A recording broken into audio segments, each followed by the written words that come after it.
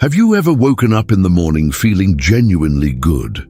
And then, within minutes, a thought arrived and ruined everything. Not a real problem, just a thought. A dark, heavy, deeply familiar thought that settled in like it owned the place. And suddenly the morning was gone.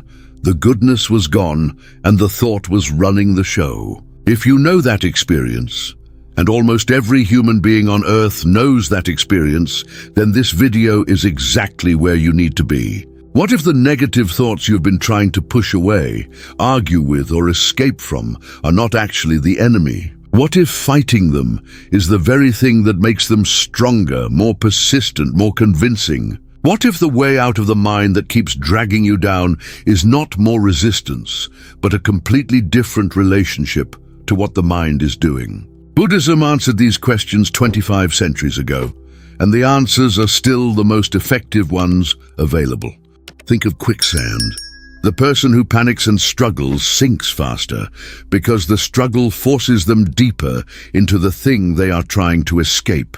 The person who knows the rule, stay calm, move slowly, don't fight it, has a genuinely workable path out. Negative thoughts are exactly like quicksand. The struggle is what traps you, and the way out runs directly counter to every instinct. Welcome to Wisdom Woven, where we take the most difficult inner challenges seriously and go all the way into them. If this is your first time here, you have found the right place, and this video will give you more than you came looking for. Please like this video, share it with someone whose mind gives them a hard time, subscribe if you haven't already, and drop a comment below with the one negative thought that visits you most reliably. Today, we are going to completely change how you understand and how you work with the negative mind. Before we go any further, I want you to name it. The specific negative thought that comes back most often. The one about yourself, your future, your worth, your choices, your past. Write it in the comments right now, just the shape of it, just enough to name it honestly. Because naming it publicly is itself an act of reducing its power, and what you're about to learn will give you the tools to reduce it further. People from dozens of countries are watching this video right now, each of them carrying their own version of the same burden. The thought that says you are not good enough, the thought that replays the mistake, the thought that imagines the worst before it has a chance to arrive. Your comment connects you to all of them. And that connection itself is a form of the relief this video is describing. Write it, 2 words or 10, whatever is honest. We will come back to what you wrote, because your honest naming of the thought is already the beginning of working with it differently. But first, let us look at what the negative thought actually is, where it comes from, and why the conventional approaches to getting rid of it consistently fail. Because the conventional approach, try not to think it, push it away, replace it with positive thinking, has not worked for most people who have tried it. There is a better way, and it starts with understanding the thing you are dealing with. The mind produces thoughts the way the body produces breath, continuously, automatically, without conscious instruction. Most of those thoughts are neutral, plans, observations, memories, anticipations. Some of them have a quality that the mind immediately categorizes as dark, heavy, threatening, or painful, and those are what we call negative thoughts. The crucial point, the one that most approaches to dealing with them miss entirely, is that the thought itself is not the problem. The relationship to the thought is the problem. The average human mind produces somewhere between 50,000 and 80,000 thoughts per day. Research suggests that for most people, the majority of those thoughts have a negative flavor, and that many of them are repetitive, returning to the same territory again and again. This is not a personality flaw. It is a deeply ingrained feature of the human mind, shaped by millions of years of evolution that valued threat detection over happiness. The mind that noticed danger survived. The mind that was constantly happy may not have. So the mind we inherited is a mind with a strong bias toward the negative, and understanding that bias is the beginning of working with it effectively. The most common instinctive response to a negative thought is suppression. Don't think about it, push it away, replace it with something better. This approach is well-intentioned and almost entirely ineffective. The psychologist Daniel Wegner demonstrated this in the famous white bear experiment. Try not to think of a white bear. Within seconds, the white bear is all you can think about. Suppression directs the mind's attention toward the very thing it is trying to avoid, and the energy of the effort to suppress becomes the energy that sustains the thought. Buddhism identified this dynamic 25 centuries ago without the benefit of experimental psychology, through the direct, patient, careful observation of the mind's own operations. The teaching is precise. The mind that fights a thought gives that thought the attention it feeds on. The mind that sees a thought clearly, that knows it for what it is without either grasping or pushing away, gives the thought nothing to live on. And a thought given nothing to live on, seen clearly, held in open awareness, neither followed nor suppressed, dissolves of its own accord. This is the entire teaching in one sentence. In this video, we are going to go systematically through everything that matters about understanding and working with the negative mind. We will look at what negative thoughts actually are from the Buddhist perspective, not as enemies, but as mental events with specific causes and specific solutions. We will explore the roots of the negative thought pattern and the specific Buddhist tools for interrupting it at its source. And we will arrive at a place that everyone who has genuinely practiced these tools consistently reports arriving at. Not the absence of negative thoughts, but a completely different relationship to them that strips them of their power. This video is not about toxic positivity, the forced replacement of genuine difficulty with performed cheerfulness. It is not about suppressing the mind's natural response to genuinely difficult situations. Some situations genuinely call for concern, for honest assessment, for the discomfort that signals that something needs attention. What it is about is the difference between that useful, honest, appropriately negative response and the unnecessary, compulsive, repetitive, groundless negative thinking that most people are exhausted by.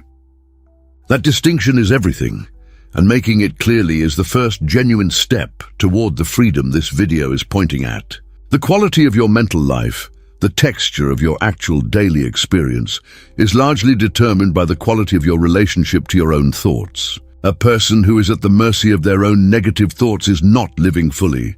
They are spending a significant portion of each day in a kind of internal combat that no one wins. Buddhism was built at its foundation around the recognition of this suffering and the compassionate, practical, thoroughly tested response to it. The teaching works, the tools are real, and the relief available is not the relief of making the problem go away. It is the relief of discovering that you are not the problem, and the problem is not as solid as it appeared. Here is the single most important thing this introduction can offer. A statement that, when genuinely understood, changes everything. You are not your thoughts. The thoughts arise in you. They pass through you. They are events in awareness, not the awareness itself, not the person in whom the awareness lives. The negative thought that feels like the deepest truth about you is not the deepest truth about you. It is a mental event, arising from conditions, existing briefly and passing when those conditions change. The Buddha's approach to the negative mind was not one of combat or elimination. It was one of patient, honest, deeply compassionate understanding, the same quality of care a skilled doctor brings to a diagnosis. Not fighting the illness, understanding it, tracing it to its causes, addressing the causes rather than only the symptoms. The negative thought is a symptom. This video is about the causes, and when causes are genuinely understood and genuinely addressed, the symptoms change, not by force but naturally as a consequence of the underlying shift. By the end of this video, you will have a completely different framework for understanding what negative thoughts are and where they come from. You will have specific, tested, immediately applicable tools for working with them in real time, in the middle of the ordinary day when the thought arrives uninvited. You will have a longer-term understanding of how consistent practice changes the baseline quality of the mind over time. And you will have the most important thing, genuine hope, not based on someone's reassurance, but based on 25 centuries of evidence that the mind can genuinely change its relationship to its own darkness. What is required is not dramatic. It is not a complete life change or a monastery or years of isolated practice. It is honesty, the willingness to look at your own negative thoughts directly rather than either drowning in them or running from them. And it is practice. Small, consistent, daily, genuinely committed practice of the tools that the tradition has developed and that this video will offer. That combination, honesty and practice, is genuinely sufficient, not for perfection, for genuine, measurable, lasting freedom from the tyranny of the thought patterns that have been running without your genuine consent. The invitation this video extends is the same invitation that the Buddha extended in his first teaching 25 centuries ago. Look honestly at the suffering, understand its cause, know that the cause can be addressed, and begin the path that addresses it. Not because the suffering defines you, because it doesn't have to. Not because the negative mind is who you are, because it isn't. And knowing that with genuine certainty is the first step toward a life in which the thought no longer runs the morning. The beginning of genuine freedom from the negative thought pattern is not the absence of negative thoughts. It is a single moment of seeing a negative thought clearly, knowing it for what it is, without being completely swept into it. That moment of seeing is the beginning, however brief, however incomplete, however immediately followed by being swept in again. That moment was here, and what was here once, with patience, with practice, with the honest willingness to keep looking, grows into something that changes everything. The first and most important step in working with negative thoughts is understanding what they actually are. Not what they claim to be, but what they actually are from a clear, direct, unsentimentalized perspective. Most people experience negative thoughts as truths, as accurate reports about themselves, their situation, or the world. I am not good enough. Things will not work out. I have wasted my life. These feel from the inside like honest assessments rather than mental events. Buddhism makes the critical distinction. A thought is not a fact, it is a mental event, arising from conditions, colored by emotion, shaped by habit, and not necessarily bearing any reliable relationship to what is actually true.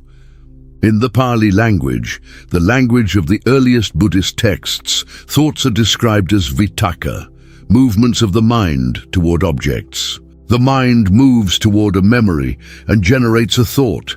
It moves toward an anticipated future and generates a thought. It moves toward a self-concept and generates a thought. Each of these movements is conditional. It arises because of specific causes, and it passes when those causes change. The thought is not a permanent truth. It is a conditional movement, and a conditional movement can be understood, worked with, and gradually changed. Buddhism identifies 3 specific types of thought that the tradition considers particularly central to the negative mind. The first is thoughts rooted in craving, the mind's grasping toward what it wants and cannot have, generating thoughts of lack, deficit, and longing. The second is thoughts rooted in aversion, the mind's pushing against what it does not want, generating thoughts of resentment, fear, and hostility. The third is thoughts rooted in delusion, the mind's confused, distorted understanding of itself and reality, generating thoughts that are genuinely disconnected from what is actually true. These 3 roots, craving, aversion, and delusion, are the sources of virtually every negative thought pattern that a human mind produces. The specific quality that makes a negative thought feel so real, so solid, so undeniably true is something Buddhism calls papanka, conceptual proliferation. When a negative thought arises, the mind immediately begins building around it, interpreting it, confirming it with memory, extending it into the future, adding emotional intensity to it. What began as a single mental event, a thought, becomes a story, a worldview, an entire internal reality constructed out of one initial movement of the mind. and the constructed reality feels more real than the original thought, which is why even when the logic of a negative thought is clearly flawed, its emotional weight persists. The Buddhist term for this constructed internal reality is sana, perception or interpretation. Sana is not neutral. It is always colored by the existing patterns of the mind, the accumulated habits, the prior emotional experience, the deep grooves of thought that have been worn into consciousness over time. A mind with a strong pattern of self-criticism will interpret ambiguous situations as confirming evidence that criticism is deserved. A mind with a strong pattern of catastrophizing will interpret uncertain situations as confirming evidence that disaster is likely. The pattern determines the interpretation, and the interpretation generates more thoughts that confirm the pattern. This is what Buddhism calls the self-reinforcing nature of mental habit, and it is the mechanism that keeps negative thought patterns alive far beyond any single triggering event. The thought confirms the belief generates the thought, the cycle sustains itself. Not because the thoughts are true, because the mind has been trained through repetition to produce them in response to certain conditions. And what has been trained through repetition can be retrained through different repetition, which is the entire foundation of Buddhist mental practice. There is a teaching in the Dhammapada, one of the most beloved texts in the entire Buddhist tradition, that opens with a statement so precise and so radical that it stops most people the first time they genuinely hear it. Mind is the forerunner of all actions. All deeds are led by mind, created by mind. If one speaks or acts with a corrupt mind, suffering follows as the wheel follows the hoof of an ox. If one speaks or acts with a serene mind, happiness follows as a shadow that never departs. The negative thought is not just an inconvenience, it is the seed of the quality of life that grows from it. The Dhammapada's teaching is not a moral prescription. It is a psychological observation about the creative power of the quality of mind. The mind that habitually produces negative thoughts does not just experience those thoughts. It produces a life shaped by them, decisions made from fear, relationships colored by distrust, a future narrowed by the certainty of difficulty. The mind that has been trained toward clarity and openness produces a different life, not by magic, not by positive thinking, but by the completely practical mechanism of making different choices from a different quality of inner ground. The quality of the mind is the quality of the life. This is not poetry. This is the most practical statement in the entire Buddhist tradition. Buddhism also identifies what it calls the 5 hindrances, 5 specific mental states that consistently produce negative thought patterns and obstruct the development of clear, positive awareness. Sensual craving, the mind reaching for pleasant experience and generating thoughts of lack when it cannot have it. Ill will, the mind in hostility or resentment, producing thoughts that confirm the justification for the hostility. Sloth and torpor, the heavy, dull, unmotivated mind that produces thoughts of hopelessness and meaninglessness. Restlessness and worry, the anxious mind producing thoughts of threat and disaster. And doubt, the corrosive mind that produces thoughts questioning the value of practice, the reliability of the teaching, and the capacity of the practitioner. Each of the 5 hindrances has specific conditions that support it, and specific antidotes that weaken it. And understanding this map is practically useful in a way that general advice about positive thinking never is. The teaching is specific. When ill will is present, practice loving kindness, not as a performance but as a genuine cultivation of the opposite quality. When restlessness is present, practice calming the breath and the body, addressing the root in the nervous system rather than only in the thought. When doubt is present, reflect on the evidence of genuine practice, on the moments of genuine relief, genuine clarity, genuine peace that have already been experienced.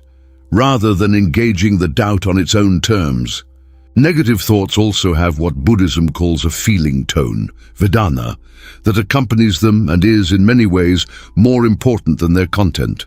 The feeling tone is the immediate quality, pleasant, unpleasant, or neutral, that arises simultaneously with the thought. For negative thoughts, the feeling tone is virtually always unpleasant. A tightening in the chest, a heaviness in the stomach, a contraction in the face or the shoulders. And it is this physical, felt quality, not primarily the intellectual content of the thought, that the body responds to, the nervous system reacts to, and the cycle of suffering perpetuates. Here is the practical implication of understanding the feeling tone of negative thoughts. The implication that most approaches to working with negative thoughts miss entirely.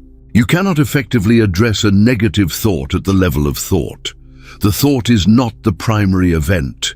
The feeling tone is. The mind will generate 100 new negative thoughts in response to every negative thought that is successfully argued away, because the underlying feeling tone that generates them has not been addressed. Addressing the feeling tone, the physical, bodily, immediately felt quality of the negative thought, is the level at which genuine change becomes possible. This is why Buddhist practice for working with negative thoughts is not primarily a cognitive practice, not primarily about thinking differently or replacing thoughts with better thoughts. It is primarily a somatic practice, a practice that works with the body, with the breath, with the physical quality of the felt experience. The body is where the feeling tone lives.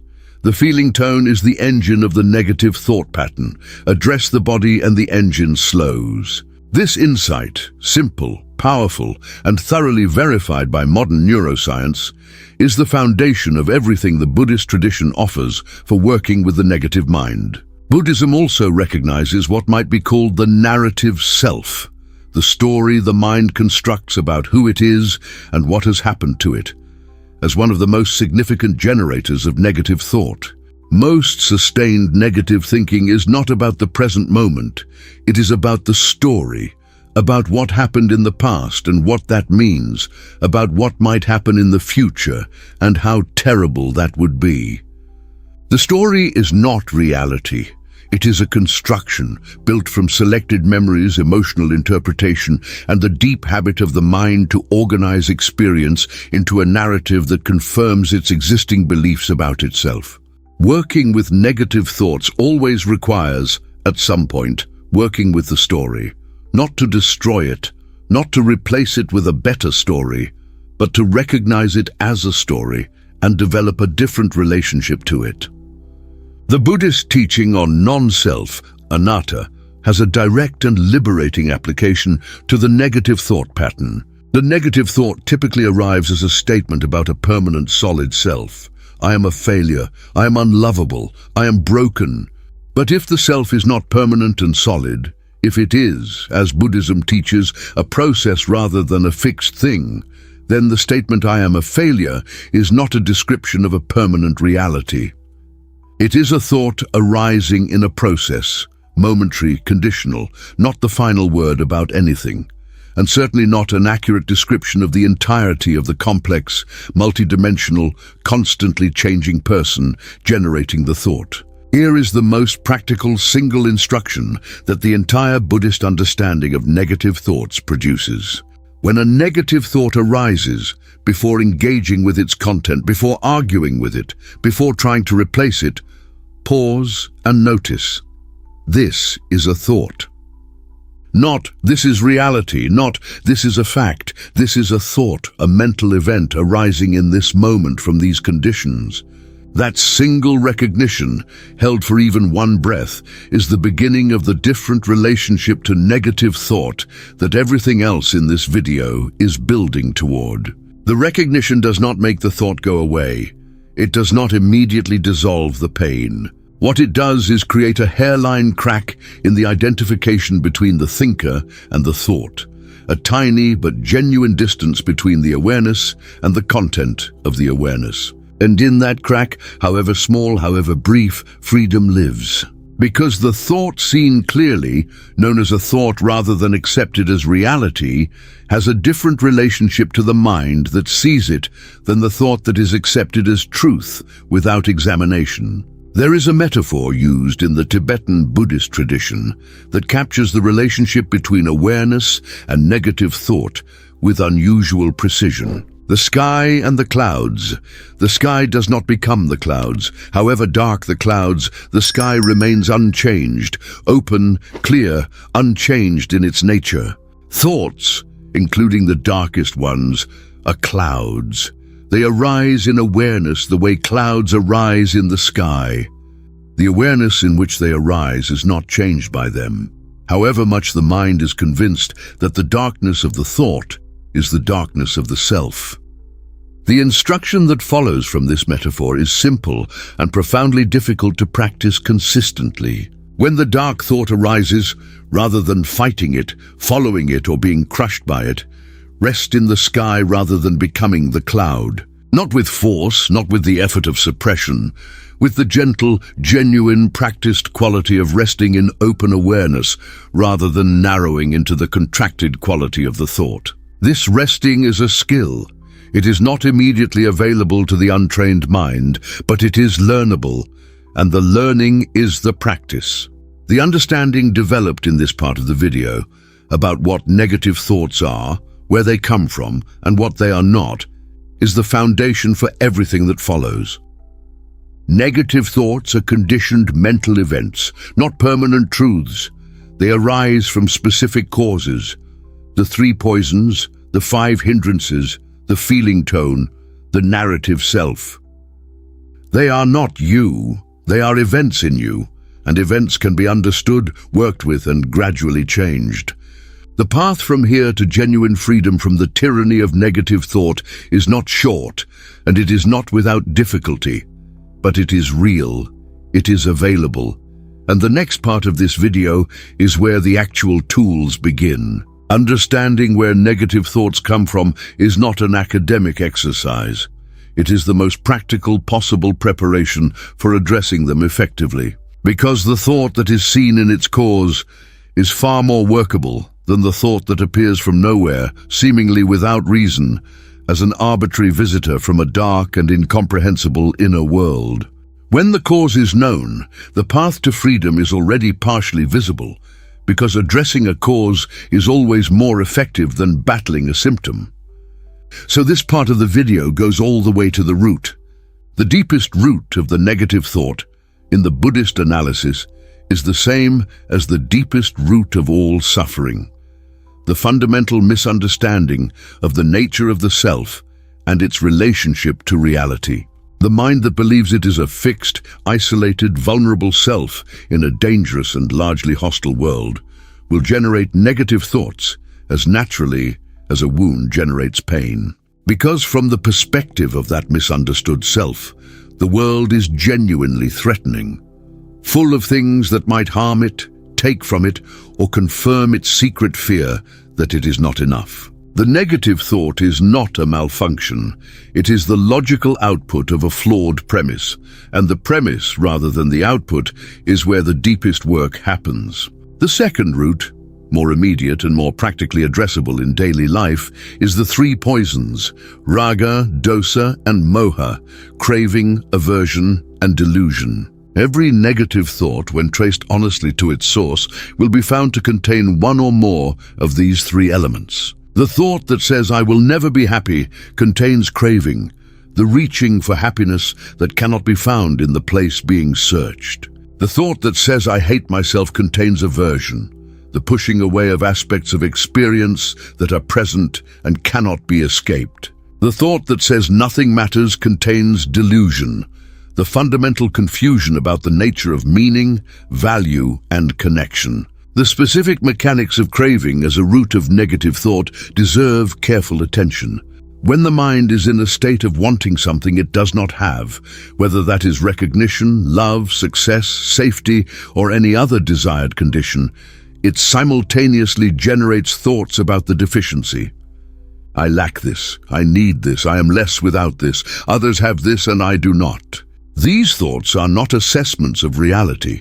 They are the direct expression of the craving itself, wearing the costume of accurate perception. And the telling sign of craving-based negative thought is that satisfying the craving never resolves the negative thought for long.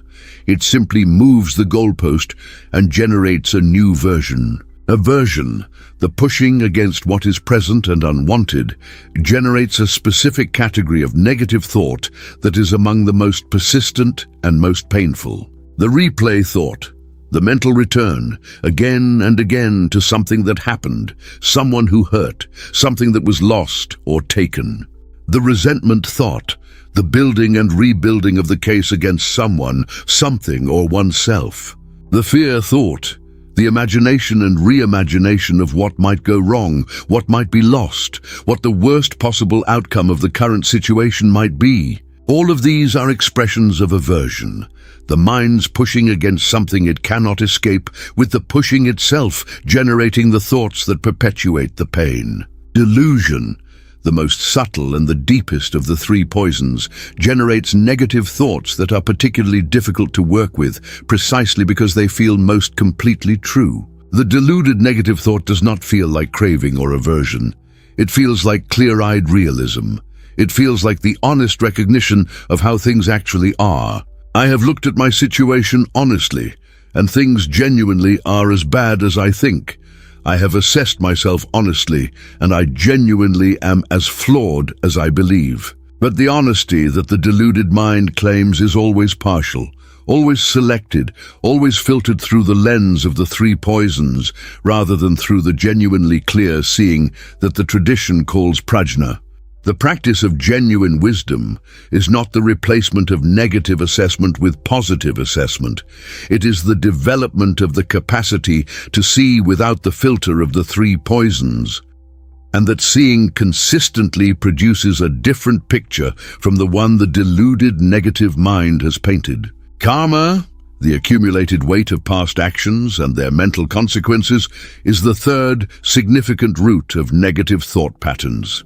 Not in the simplistic sense of deserved punishment, but in the practical sense of habitual grooves worn into the mind through repeated experience and repeated response. The person who has been criticized repeatedly in childhood develops a groove of self-critical thought that runs automatically without external trigger, long after the original critic is gone. The person who experienced repeated failure develops a groove of anticipatory defeat, a thought pattern that generates expectations of failure before the attempt is made. These grooves are real. They are also not permanent, and the Buddhist teaching on karma is explicitly a teaching on the possibility of change through the quality of present action. The role of the body in generating negative thoughts deserves specific and honest attention, because most people experience negative thoughts as primarily mental events. But research, and the Buddhist tradition in its own way, consistently shows that negative thoughts are as much physical events as mental ones. Low blood sugar, physical exhaustion, shallow breathing, muscular tension, the posture of depression. These physical states directly and reliably generate negative thoughts, not as causes in an absolute sense, but as significant contributing conditions that the mind and body cannot ultimately separate. This body-mind connection is the reason why purely cognitive approaches to negative thought, the trying to think your way out of a thought, are frequently less effective than approaches that include the body. The thought arises partly from a physical state. Changing the physical state changes the soil in which the thought grows. A person who breathes deeply and slowly for 2 minutes will generate different thoughts than the same person who has been breathing shallowly in a tense body for 2 hours. Not always dramatic, not always complete, but different, measurably, reliably different in a direction that matters.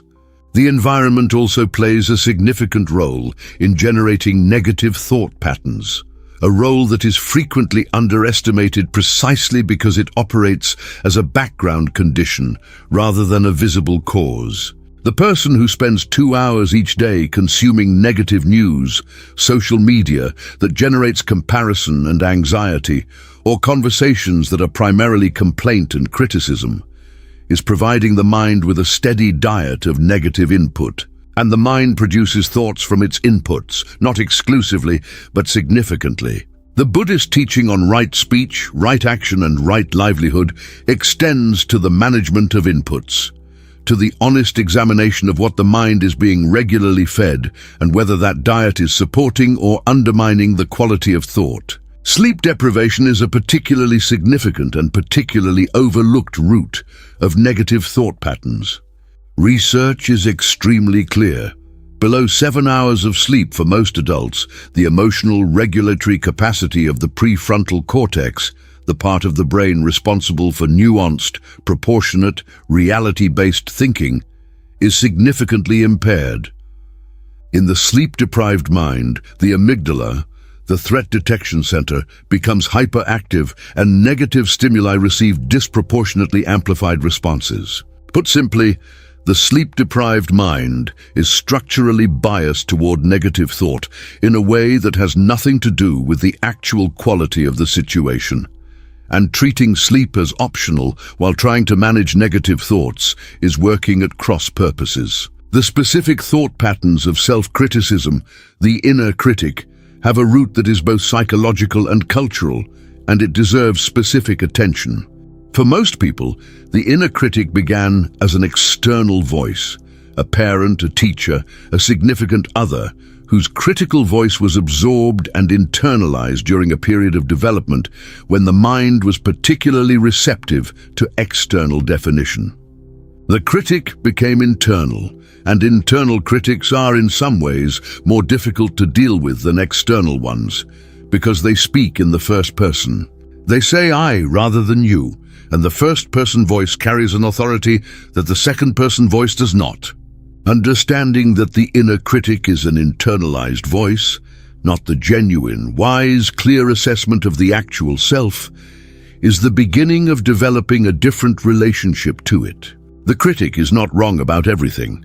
It often identifies real areas of genuine difficulty or genuine need for growth. But it consistently communicates those identifications with a harshness, a permanence, and a totalizing quality.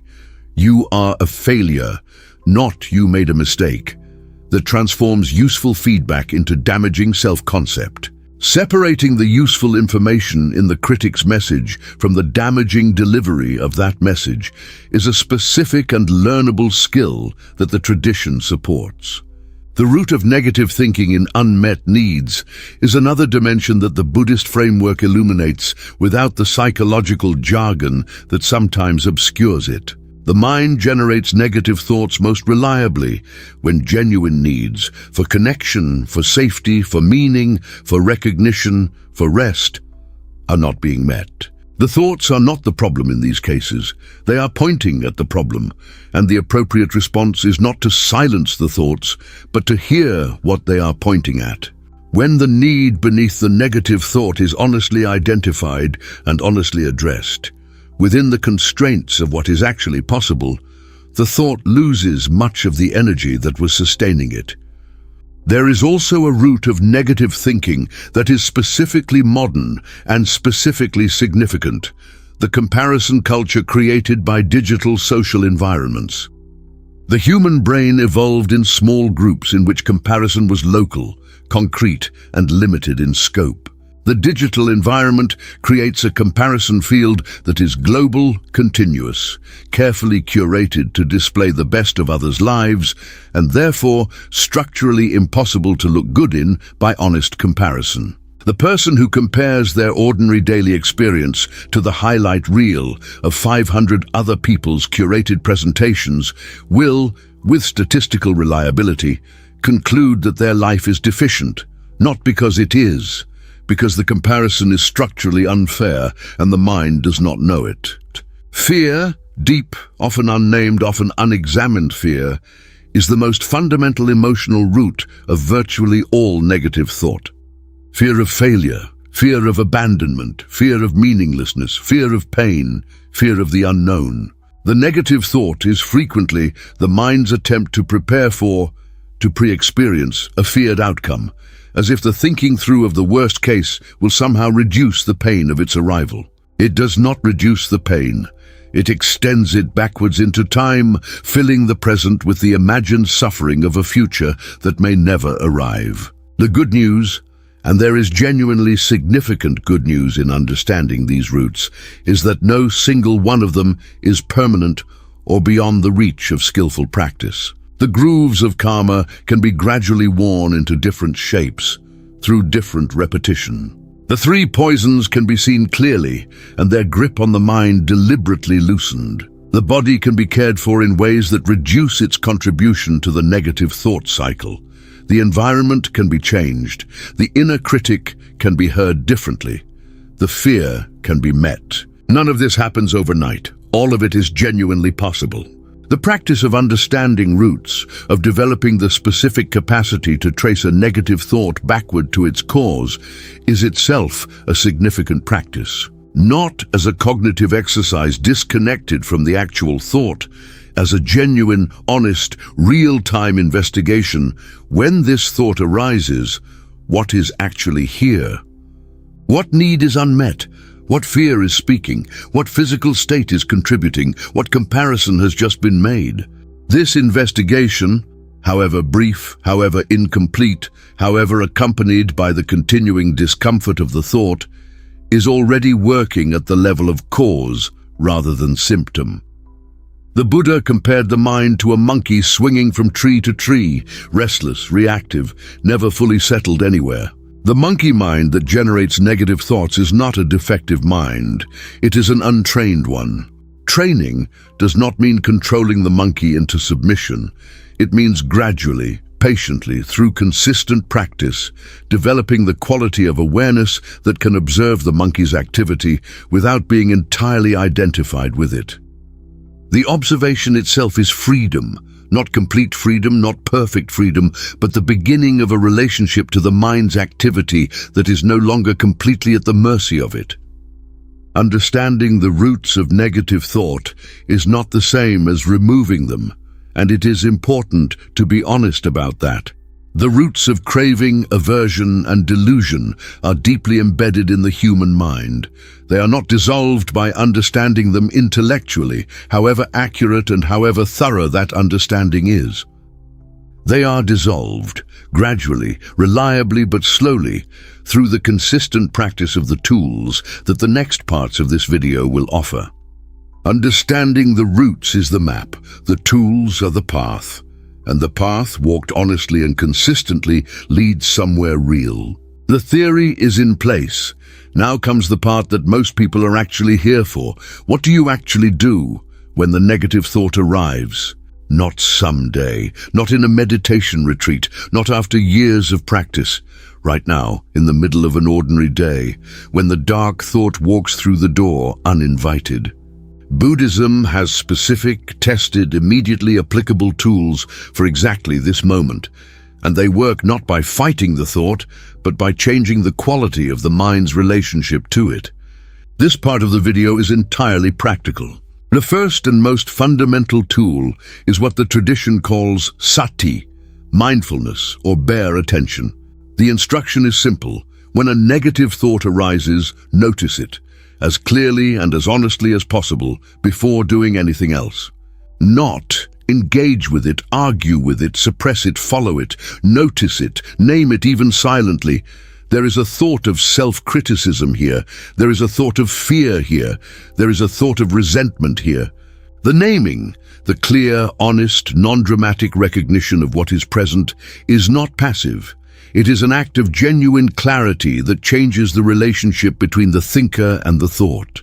The naming practice has a specific neurological basis that makes it more than a spiritual technique.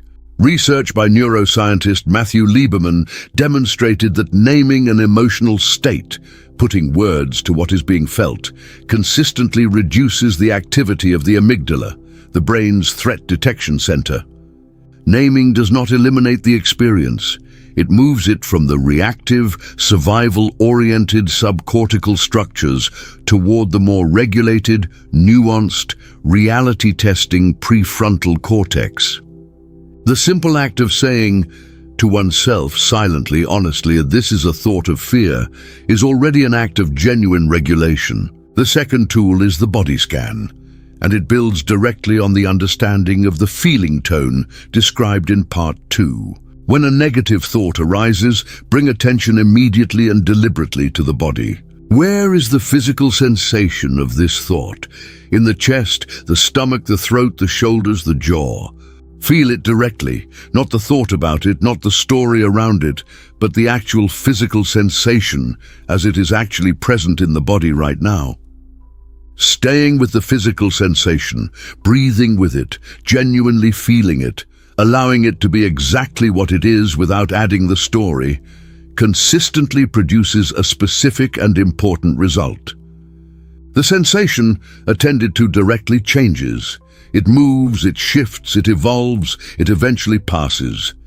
Because sensations, like all conditioned phenomena, are impermanent. The thought, meanwhile, loses some of its urgency, because the mind is now attending to the body rather than building the story, and the story is what gives the thought most of its power. This tool, body first, sensation first before story, is one of the most immediately effective tools available for working with the arising negative thought. The third tool is the breath, and its power as a tool for working with negative thought is far greater than most people initially believe. When a negative thought arrives, it almost always brings with it a specific change in the breathing pattern: shallower, faster, more constricted, higher in the chest.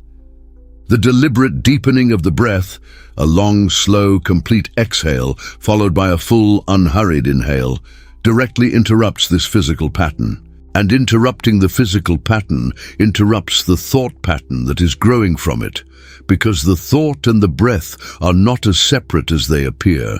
The specific instruction on the breath is precise. Extend the exhale. The exhale activates the parasympathetic nervous system, the rest and regulate mode, more directly than any other voluntarily controllable physical action. An exhale that is twice as long as the inhale, even for 3 or 4 breath cycles, measurably shifts the nervous system out of the threat activation mode in which negative thoughts grow most prolifically. This is a tool that can be used anywhere, in a meeting, on the street at 3 in the morning, invisibly, immediately, with no equipment and no training required beyond knowing the instruction. The fourth tool is disidentification, the deliberate practice shifting of perspective from inside the thought to outside it. The technique is simple. When the negative thought arrives, try shifting the language of it from first person to third person. Instead of, "I am a failure," say internally, "There is a thought that I am a failure," or "The mind is producing a thought of failure right now." This linguistic shift is small and may seem insignificant, but the shift from "I am" to "there" is a thought that is, consistently in research and in practice, produces a measurable increase in psychological distance from the thought and a measurable decrease in its emotional intensity. The fifth tool, and perhaps the most counterintuitive of all, is the practice of deliberate, open, compassionate curiosity toward the negative thought. Not fighting it, not dismissing it, genuinely being curious about it. Where did you come from? What are you trying to protect? What is the fear beneath you? What would it feel like to stop fighting you? This curiosity is not the same as agreement with the thought's content. I can be genuinely curious about the thought that I am not good enough without agreeing that I am not good enough. And the curiosity, the genuine, open, interested attention turned toward the thought, consistently produces a different result than either fighting or following. The thought begins to reveal itself, and what it reveals is almost never as solid or as final as it initially appeared. There is a specific practice from the Tibetan Buddhist tradition that combines several of these tools into a single integrated approach to the arising negative thought. The practice is sometimes called the 3-step recognition: stop, see, release. Stop The moment the negative thought is noticed, deliberately pause, even for one breath, before doing anything else. See, look at the thought directly. Its shape, its feeling tone, its physical location in the body, with the quality of clear, honest, non-reactive awareness. Release. Rather than pushing the thought away or following it, simply allow it to be seen and then allow it to pass. The way a cloud passes through the sky without being grasped or fought. The release in the three-step practice is not forced. You do not push the thought away. You simply stop feeding it, stop adding the story, the agreement, the argument, the emotional amplification that keeps it alive. And the thought, no longer fed, does what all conditioned phenomena do when the conditions that sustain them are removed. It changes, it moves, it fades. Not always immediately, not always completely, but the trajectory, established by even one moment of genuine non-feeding, is already in the direction of freedom. The RAIN technique, used widely in mindfulness-based psychology and rooted in Buddhist practice, is another immediately practical tool for the arising negative thought. Recognize what is happening, the thought, the emotion, the physical sensation. Allow it to be present without trying to push it away or make it different from what it is. Investigate with genuine, caring curiosity. What does this feel like in the body? What need is beneath this? Non-identification. Recognize that this thought or emotion is not who you are. It is something you are experiencing, not something you are. The RAIN process takes 2 to 5 minutes when practiced deliberately and produces a consistently different inner quality after it than before it. There is also the tool of metta, loving kindness, applied specifically to the moment of a negative thought about oneself. When the self-critical thought arrives, the you are not good enough, the you have failed, the you are too much or too little, the specific instruction is to respond to that thought with the same quality of genuine warmth you would offer to a close friend who was saying the same thing about themselves. Not agreement with the thought, warmth toward the person having the thought. May I be well. May I be at peace. May I treat myself with the same gentleness I would offer someone I love in this moment. The metta response to self-critical thought is not a bypass. It does not pretend the thought isn't there. It adds a dimension that the self-critical thought consistently lacks, genuine care for the person experiencing the difficulty. Most self-critical thought is genuinely devoid of care. It is all assessment and no warmth, all judgment and no compassion. Metta restores the warmth, and the warmth, however briefly accessed, changes the inner climate in which the thought is operating. Here is an important and honest note about all of these tools. They do not work through a single application. One breath does not dissolve a lifelong thought pattern. One round of RAIN does not permanently clear the self-critical mind. What they do, applied consistently, returned to again and again, practiced in the ordinary moments as well as the difficult ones, is gradually change the relationship between the thinker and the thought. And that changed relationship, built through consistent practice over weeks and months, is what produces the genuine, lasting freedom from the negative thought pattern that this video is pointing toward. There is also an important note about timing. These tools are most effective when applied early in the arising of a negative thought, before the story has been fully built, before the emotional intensity has reached its peak. The earlier the intervention, the less energy is required and the more effective the tool. This is why the most important single practice habit for working with negative thoughts is the development of what the tradition calls early warning awareness. The capacity to notice the arising of a negative thought at its earliest stages before it has fully gathered momentum. That capacity is built in formal meditation practice, in the patient, consistent training of attention that makes the arising of any mental event more visible earlier in its development. The tools described in this part of the video can be organized into a simple daily practice structure. Morning, 2 minutes of breath awareness before any contact with the phone or the news, establishing a baseline of genuine presence before the day's stimulation begins. Midday, a single stop practice. Stop, take a breath, observe the current state of mind, proceed. A 60-second reset that establishes a midday baseline before the accumulated quality of the day's thinking becomes habitual. Evening, 5 minutes of metta directed toward oneself, whatever the day has produced, ending it with a genuine act of warmth toward the person who lived it. The tool of journaling, writing about the negative thought rather than in it, is one of the most consistently effective practical tools for people who find the more internal tools difficult to access. Write the thought down, completely, exactly, without editing or softening. Then ask, in writing, is this thought completely factually true? What is the evidence for it? What is the evidence against it? What is the most honest, most accurate, most complete thing I can say about this situation? The act of writing forces the thought out of the automatic, unconscious, emotionally amplified quality of the unexamined mind and into the more regulated, more nuanced, more reality-testing quality of considered reflection. Here is the single most important piece of practical advice in this entire part, the instruction that underlies all the tools. Practice the tools when you do not urgently need them. The breath practice when you are calm. The metta when you are not in self-critical mode. The body scan when the body is relatively at ease. Because the tool practiced in calm is the tool available in crisis, and the tool never practiced in calm is the tool that disappears exactly when it is most needed. The tools in this part of the video are not a menu from which a few are selected and the rest ignored. They work as an ecosystem, each one supporting and reinforcing the others. Begin with one. Practice it until it becomes more familiar than the negative thought pattern it is replacing.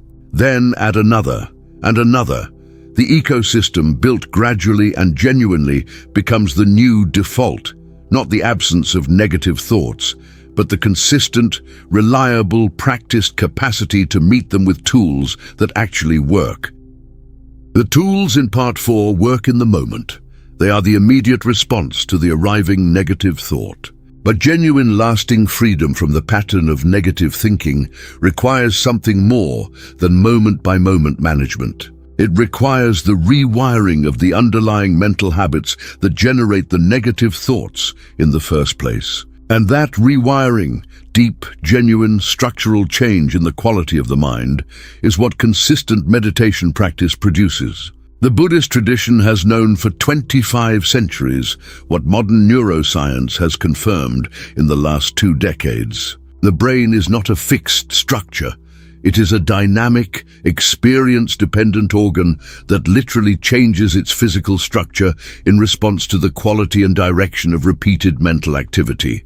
This capacity is called neuroplasticity, and it is the scientific foundation for the Buddhist claim that genuine mental training produces genuine, measurable, lasting change in the quality of the mind.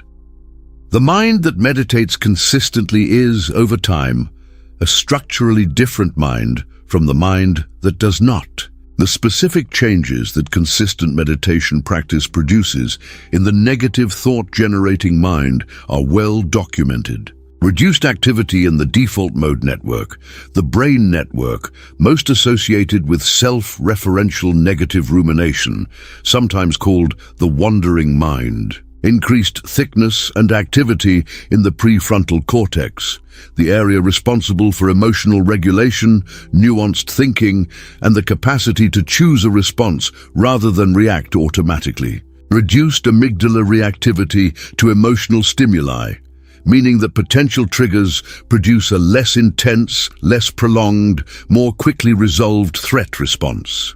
Larger volume in the hippocampus, the area associated with emotional memory and the capacity to contextualize present experience against a broader range of past experience.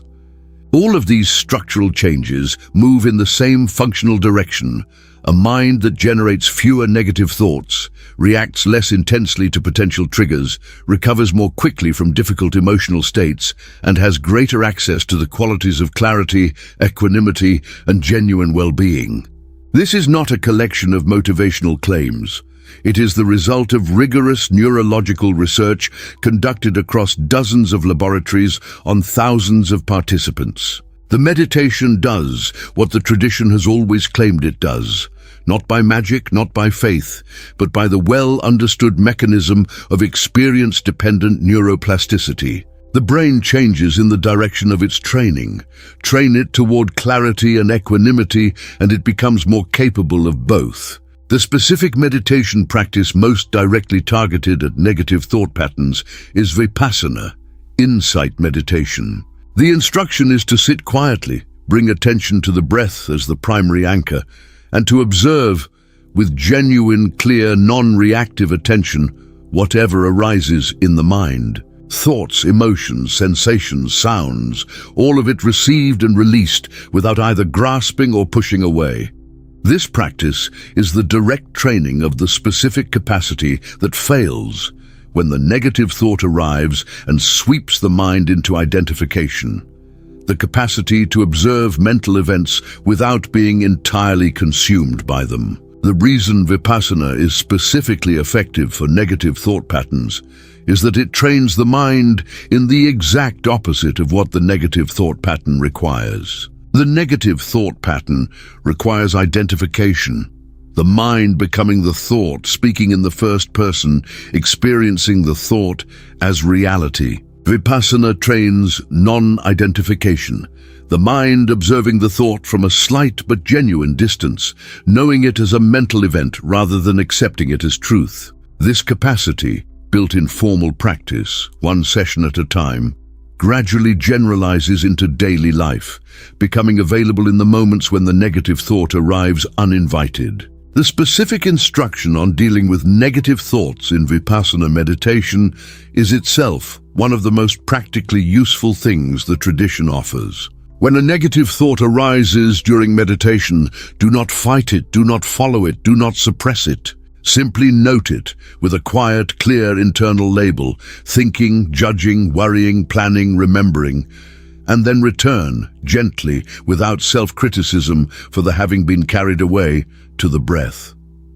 That return, however many times it is necessary, however many times the same thought returns, is the practice.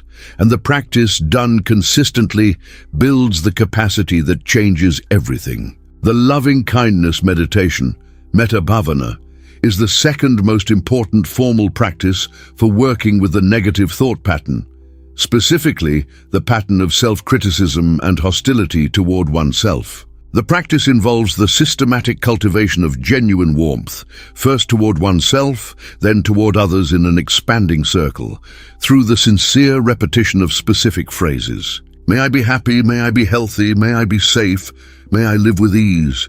These are not positive affirmations. The distinction matters. They are genuine wishes, offered with real warmth and real intention, toward a person who is genuinely struggling, which is what every person who is fighting with their own negative mind genuinely is. The research on metta meditation and its effects on self-critical thought is extensive and consistent. Studies show that regular metta practice produces measurable increases in positive emotion, self-compassion, and psychological resilience, and measurable decreases in self-criticism, anxiety, and the tendency to ruminate on negative events. The changes are not cosmetic. They are changes in the baseline quality of the inner relationship with oneself, the relationship that determines, more than any external circumstance, the quality of daily life. 8 weeks of regular metta practice has been shown to produce changes in brain structure and function that parallel those produced by antidepressant medication, without the side effects and without the dependency. There is a specific meditation practice from the Tibetan tradition called Tonglen, or sending and receiving, that is particularly powerful for the mind trapped in self-focused negative thought. The practice reverses the habitual movement of the self-protective mind. Instead of breathing in what one wishes for and breathing out what one fears, Tonglen breathes in the suffering of oneself and all others who share this suffering, and breathes out relief and ease. This reversal, counterintuitive and initially uncomfortable, has the specific effect of expanding the frame of the self-focused negative mind beyond its own suffering to the shared suffering of all beings. And in that expansion, something happens that self-focused rumination consistently prevents.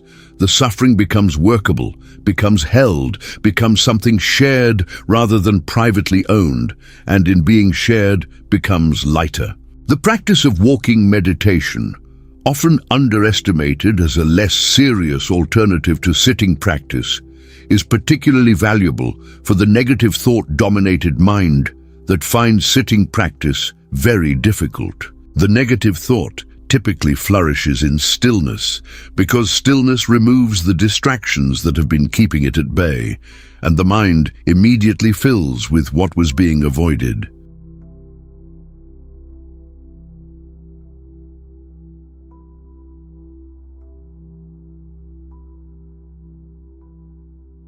Walking meditation provides a physical anchor that sitting does not.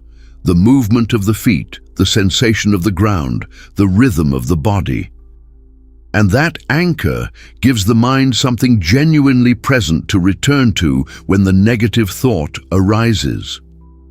For the person whose negative thoughts are particularly intense or particularly persistent, alternating periods of sitting and walking practice is often more effective than either one alone.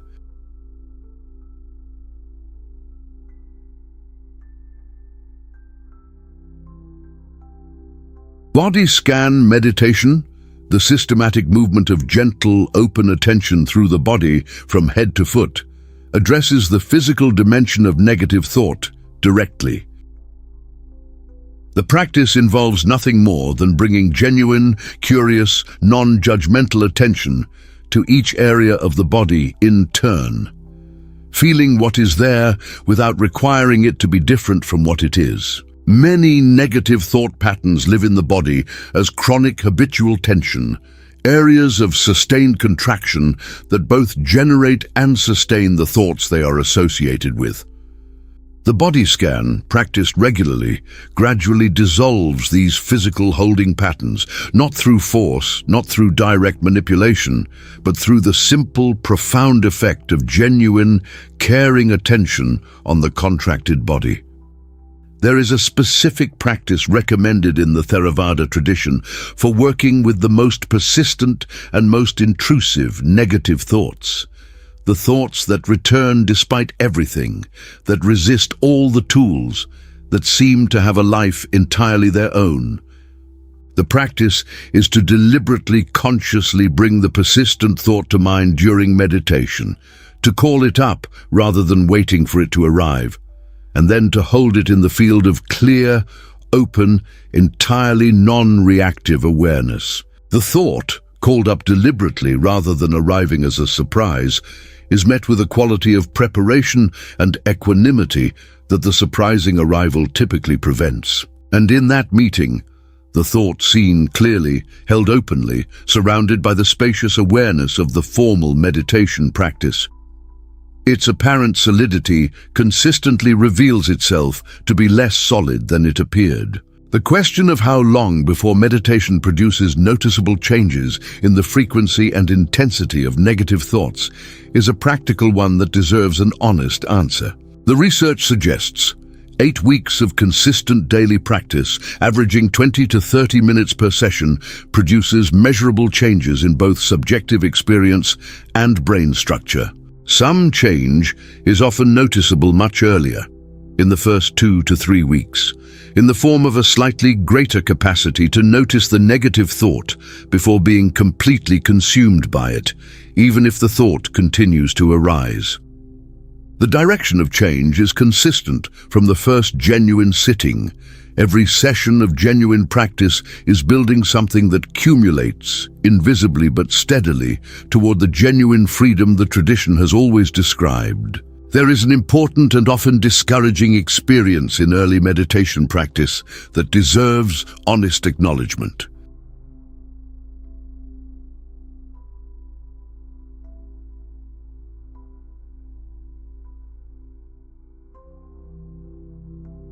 The experience, very common, very predictable, and very widely misunderstood, of the negative thoughts getting louder in the early stages of regular practice.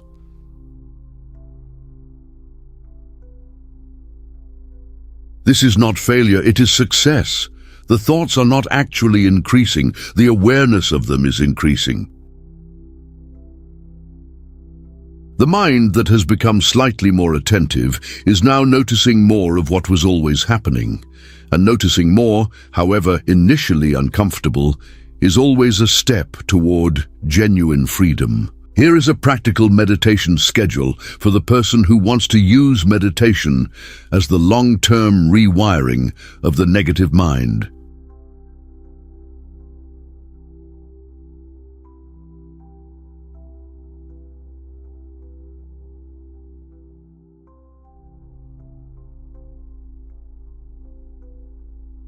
Week 1 to 4.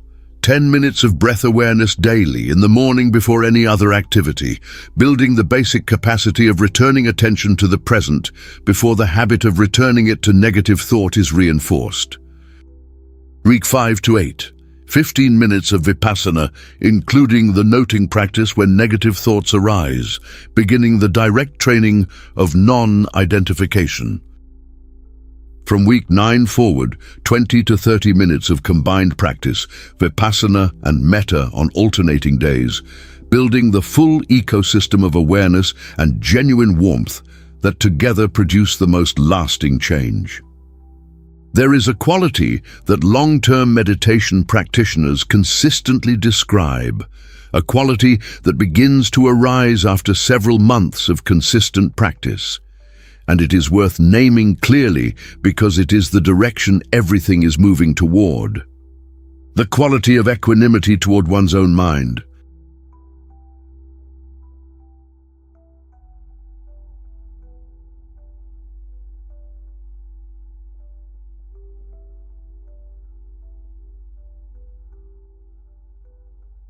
Not detachment, not the flatness of someone who has stopped caring about their inner life.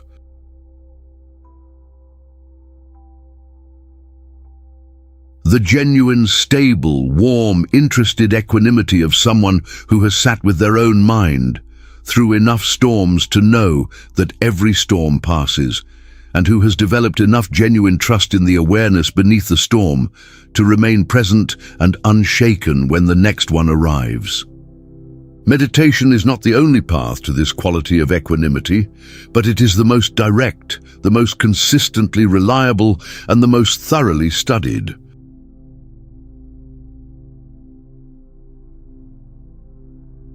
It is also, for most people, the most difficult to begin and the most difficult to maintain consistently, precisely because the mind that needs it most is the mind that resists it most. The negative thought-dominated mind will generate powerful objections to the practice of sitting with itself. I can't do it. It's not working. I don't have time. This is not for someone like me. Each of these objections deserves to be recognized as exactly what it is, a negative thought arising from the same pattern that the practice is designed to address.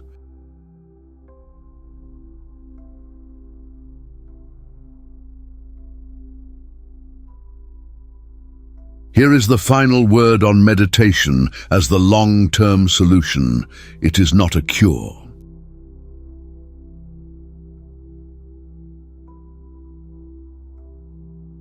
It does not permanently eliminate negative thoughts from arising. Even the most experienced practitioners occasionally find themselves in the grip of a difficult thought. What it does, and what nothing else does as thoroughly or as reliably, is change the relationship between the practitioner and the thought. The thought arises. It is seen. It is held in the spacious, clear, practiced awareness that knows it is a thought and not a truth. And it passes, because all things pass, and the awareness in which it arose remains unchanged, undefeated, patiently present for whatever comes next. The awareness that remains when the negative thought has passed is not a special state produced by meditation.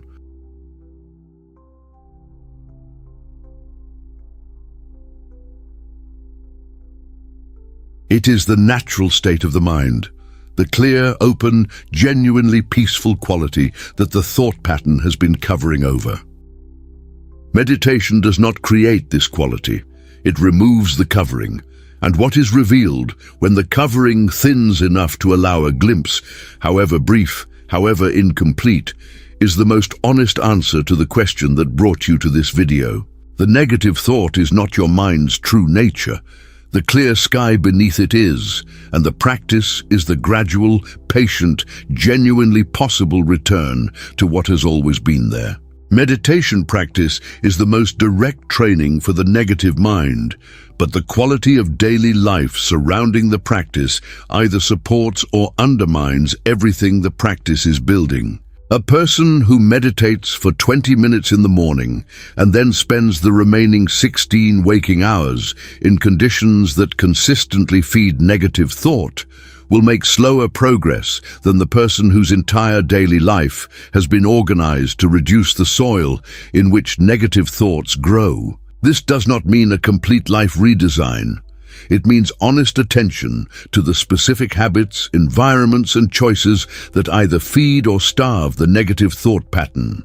This part of the video is about that honest attention. The most immediate and most consistently impactful daily life intervention for the negative mind is also one of the most counterculturally difficult, dramatically reducing passive media consumption.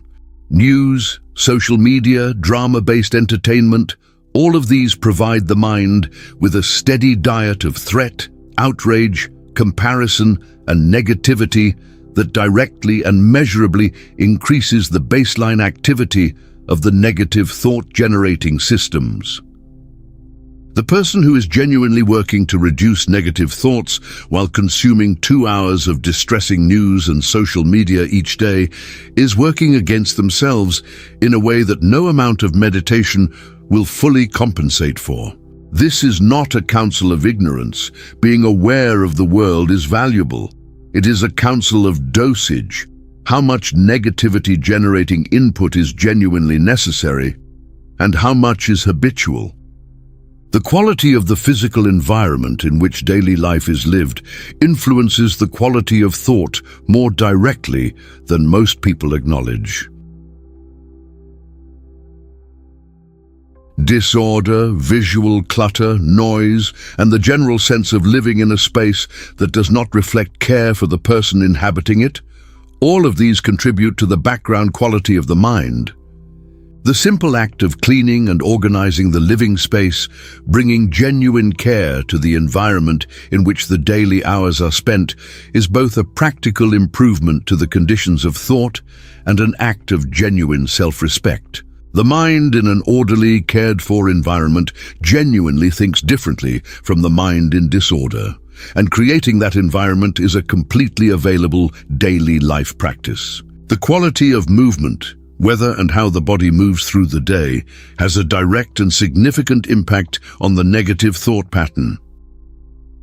Physical exercise is one of the most robustly established interventions in the mental health literature, producing changes in brain chemistry, neuroplasticity, and stress hormone levels that directly reduce the conditions in which negative thoughts flourish. Even 30 minutes of moderate walking, genuinely present walking, not walking while scrolling, consistently reduces rumination, reduces cortisol, and improves the quality of subsequent thought. The Buddhist tradition understood this intuitively.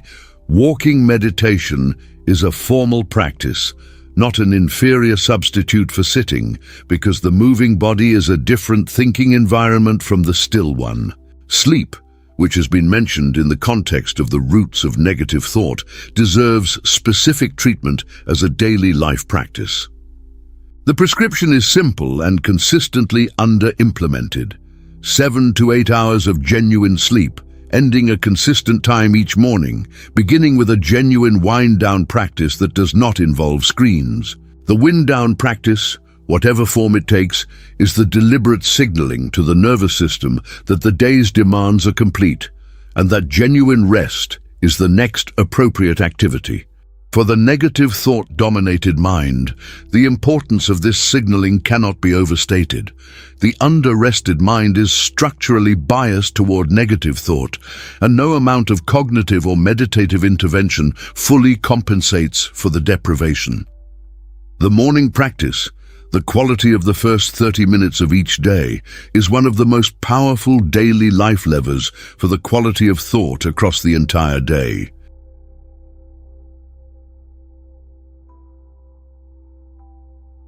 Most people begin the day by immediately engaging with their phone, checking messages, social media, and news within minutes of waking. This practice delivers the first emotional and cognitive content of the day before the mind has fully transitioned from sleep, and that content, predominantly social comparison, interpersonal demands, and world events, consistently sets a reactive, anxious, negativity-primed tone. The alternative, even 10 minutes of genuine quiet, genuine breath awareness, or genuine metta before any external input, produces a measurably different baseline from which the rest of the day unfolds. The quality of food, particularly blood sugar stability, has a more significant impact on negative thought than most people are willing to acknowledge.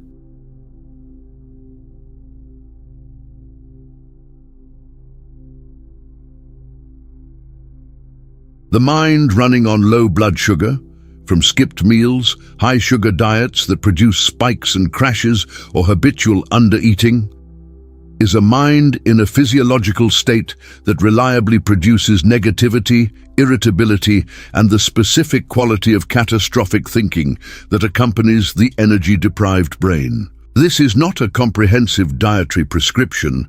It is a single, practical, immediately actionable observation. Eating regularly and eating in ways that support stable blood sugar genuinely improves the quality of thought. The Buddhist emphasis on mindful eating is not merely a spiritual practice. It is a recognition of the body-mind connection that the modern mind tends to treat as separate categories. The practice of simplifying obligations, deliberately reducing the number of commitments, responsibilities, and open loops that the mind is holding at any given time, directly reduces the cognitive load that feeds the negative thought pattern. The mind holding 20 open loops is a mind in constant background processing, and that background processing generates a low-level but continuous quality of anxiety that is fertile ground for negative thought. Closing loops, making decisions, finishing projects, saying no to new commitments that exceed genuine capacity, reduces the processing load and creates the cognitive space in which genuine mental rest becomes possible. This is not laziness. It is the honest management of a finite resource, the quality of mental attention, in service of the quality of mental life. The quality of relationships and their contribution to the negative thought pattern deserve specific and honest attention. Relationships that are consistently characterized by criticism, contempt, complaint, or the reinforcement of the person's existing negative self-concept. These relationships are a significant source of the negative thought pattern's sustenance. This is not a counsel of social isolation or the abandonment of difficult relationships without genuine effort. It is an invitation to honest examination. Which relationships consistently leave the mind in a better quality than they found it, and which consistently leave it worse? And is the allocation of social time honestly reflecting that distinction? The practice of deliberate positive input, as a genuine, regular, intentional counterweight to the mind's natural negativity bias, is recommended across all Buddhist-influenced traditions. Reading, watching, or listening to content that is genuinely inspiring, genuinely wise, genuinely nourishing to the inner life. Spending time with people who bring a quality of genuine positivity, not toxic positivity, not performed happiness, but the genuine warmth and constructive engagement of people who are themselves practicing something. Exposing the mind regularly to beauty, art, music, nature, human creativity at its most genuine, which consistently activates the same neural systems that meditation activates and provides a direct, immediate counterbalance to the negativity-generating systems. The practice of meaningful contribution, giving genuine time and genuine care to something beyond the self's own concerns, is one of the most reliably effective antidotes to the self-focused quality of chronic negative thought. The negative thought pattern is almost entirely self-referential. I am not good enough. My life is not working. My future is threatening.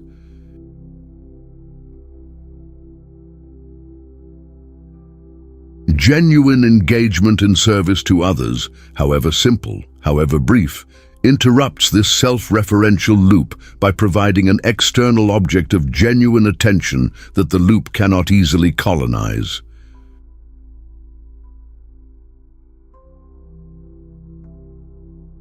Research consistently shows that acts of genuine service and contribution produce some of the highest and most durable positive affect scores of any human activity, higher, typically, than the achievement of personally valued goals. The evening review practice, a specific and structured reflection at the end of each day, is one of the most effective tools for preventing the accumulation of unprocessed negative thought into the next day.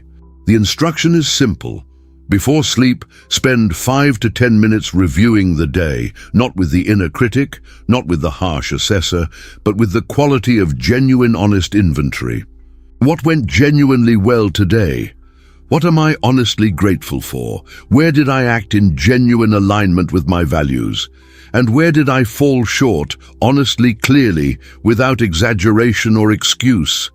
And what do I genuinely want to carry forward? This practice externalizes the day's unprocessed content, reduces its tendency to continue processing during sleep, and establishes a baseline of genuine honesty and genuine gratitude that the negative thought pattern finds considerably more difficult to colonize than the unexamined day. There is a specific and underappreciated daily life practice that is particularly effective for the chronic complainer. The mind that runs on a constant narrative of what is wrong, what is insufficient, what should be better. The practice is simple. For 1 week, eliminate deliberate complaint from both inner speech and outer speech. Not every negative thought, that would be suppression. The deliberate, chosen, habitual complaint, the commentary on what is wrong, the narration of difficulty to others and to oneself. Most people who try this practice discover, usually within 2 days, how constant and how automatic the complaining commentary is, and how different the quality of inner life feels, even in its brief absence. The practice of genuine creative engagement, doing something that requires the genuine expression of one's own inner life, is one of the most direct and most nourishing escapes from the loop of negative thought available in daily life. Not consuming someone else's creativity, expressing one's own in whatever form is natural and accessible, writing, drawing, cooking, gardening, building, playing music, making anything at all that is genuinely one's own expression. Genuine creative engagement produces the flow state, the state of complete absorption in which the self-referential default mode network, the primary generator of negative rumination, is consistently suppressed. No tool is more immediate, more complete, or more pleasant in its temporary relief from the negative mind than genuine creative absorption. And building regular creative practice into daily life is one of the most sustainable and most nourishing investments available. The specific practice of nature contact, genuinely present time in natural environments without devices, deserves treatment as a formal daily life practice rather than a leisure option. Research consistently shows that even 20 minutes in a natural environment produces significant reductions in cortisol, amygdala activity, and rumination, and significant improvements in mood, attention quality, and creative thinking. The Buddhist tradition understood the restorative power of nature not as a fact of neuroscience, but as a truth of experience. The Buddha himself consistently chose natural settings for teaching and for practice. For the person who is doing everything else in this video and finding the progress slower than expected, adding 20 minutes of genuine phone-free nature contact to the daily routine often produces noticeable change within a week. Here is the integrated daily life structure that supports the long-term reduction of negative thought, summarized for practical use. Morning, 10 to 15 minutes of meditation or quiet breath awareness before phone contact. Regular breakfast that stabilizes blood sugar. Deliberate decision about the day's media consumption. Midday, at least 20 minutes of physical movement, preferably outdoors. One stop practice to reset the day's direction. A genuine meal eaten with some degree of attention. Evening, a creative or nourishing activity chosen from genuine interest. The evening review practice, a genuine wind down before sleep, without screens, without news, with the deliberate setting down of the day's unfinished business. None of the elements of this daily life structure need to be implemented all at once. Choosing one element, whichever feels most genuinely available and most genuinely needed, and implementing it consistently for 2 weeks is more valuable than attempting the entire structure and abandoning it after 3 days. The mind resists change, especially the change away from patterns that, however uncomfortable, are familiar. Begin with the smallest available step. Make it consistent. Notice what it produces, and then add the next step from a position of genuine evidence that the direction is working. There is a teaching in Buddhism on what might be called right effort, samavayama, that applies directly to the question of building the daily life practices that support a clearer mind. Right effort is neither too much nor too little. It is the precise, sustainable, genuine application of energy in the direction of what genuinely matters. Too much effort, attempting dramatic, wholesale change of every negative habit simultaneously, exhausts the practitioner and produces the specific discouragement that feeds the negative thought pattern it is trying to address. Too little effort, waiting for motivation to arrive before beginning the practice, allows the negative thought pattern to continue unchallenged, while the practitioner waits for conditions that the practice itself is designed to produce. Right effort is the consistent, sustainable, honest daily practice that is too much to be invisible, but not so much that it cannot be maintained. That balance, found and kept, is where genuine change lives. The daily life practices described in this part of the video are not separate from the meditation practice.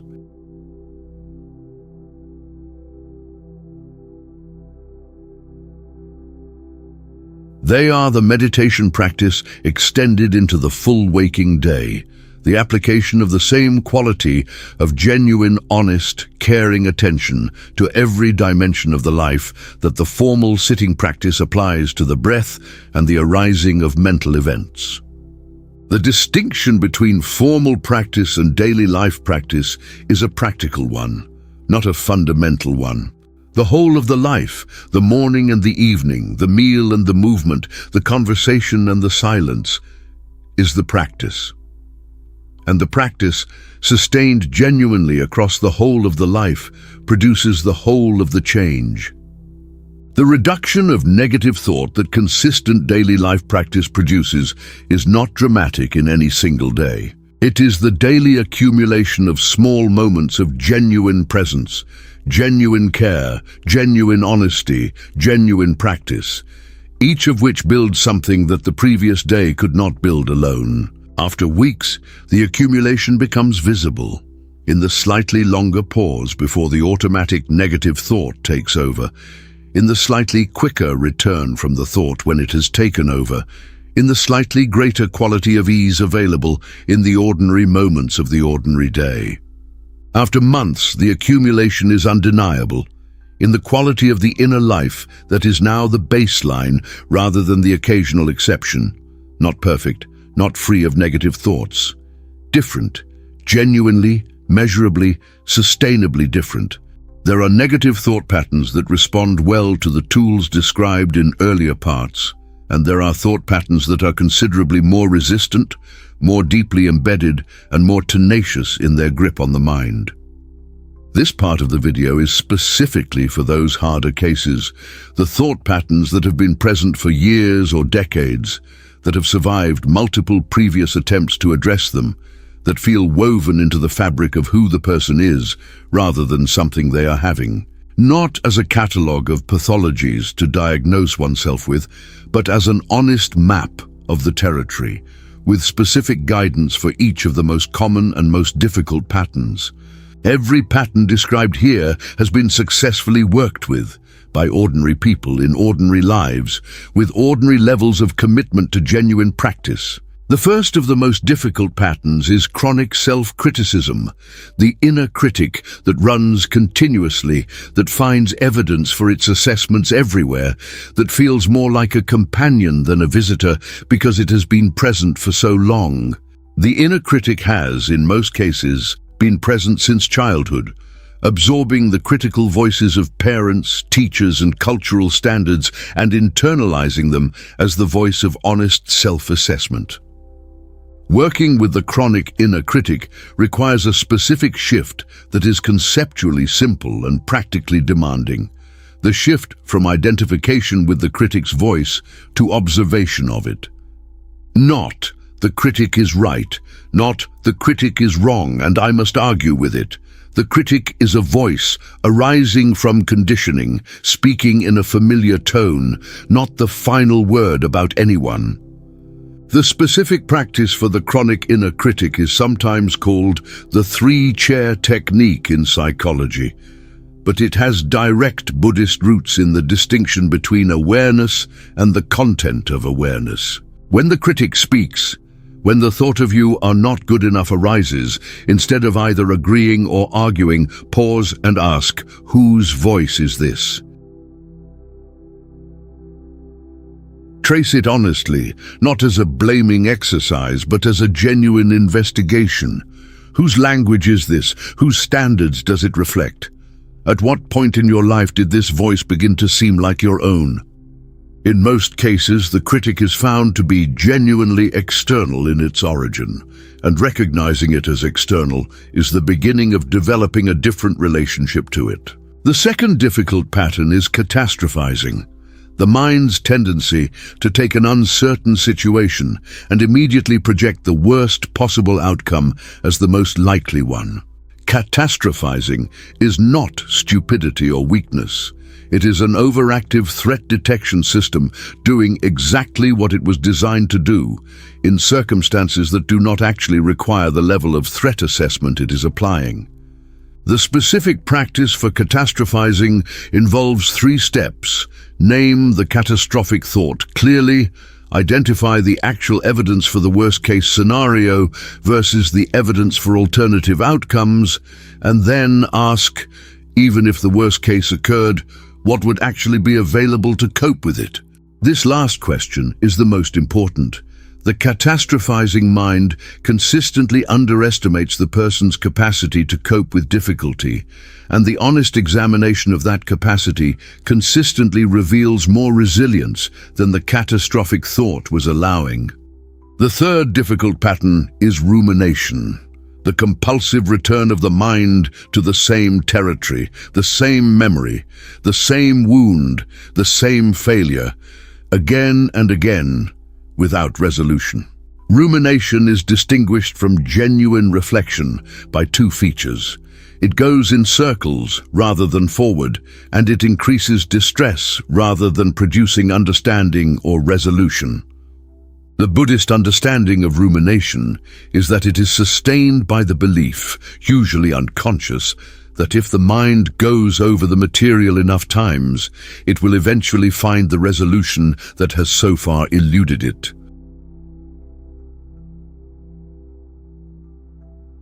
The liberation from rumination begins with the recognition that the mind going over the material is not the same as the material being genuinely worked through, and that genuine working through requires a quality of open, feeling-level attention that rumination specifically prevents.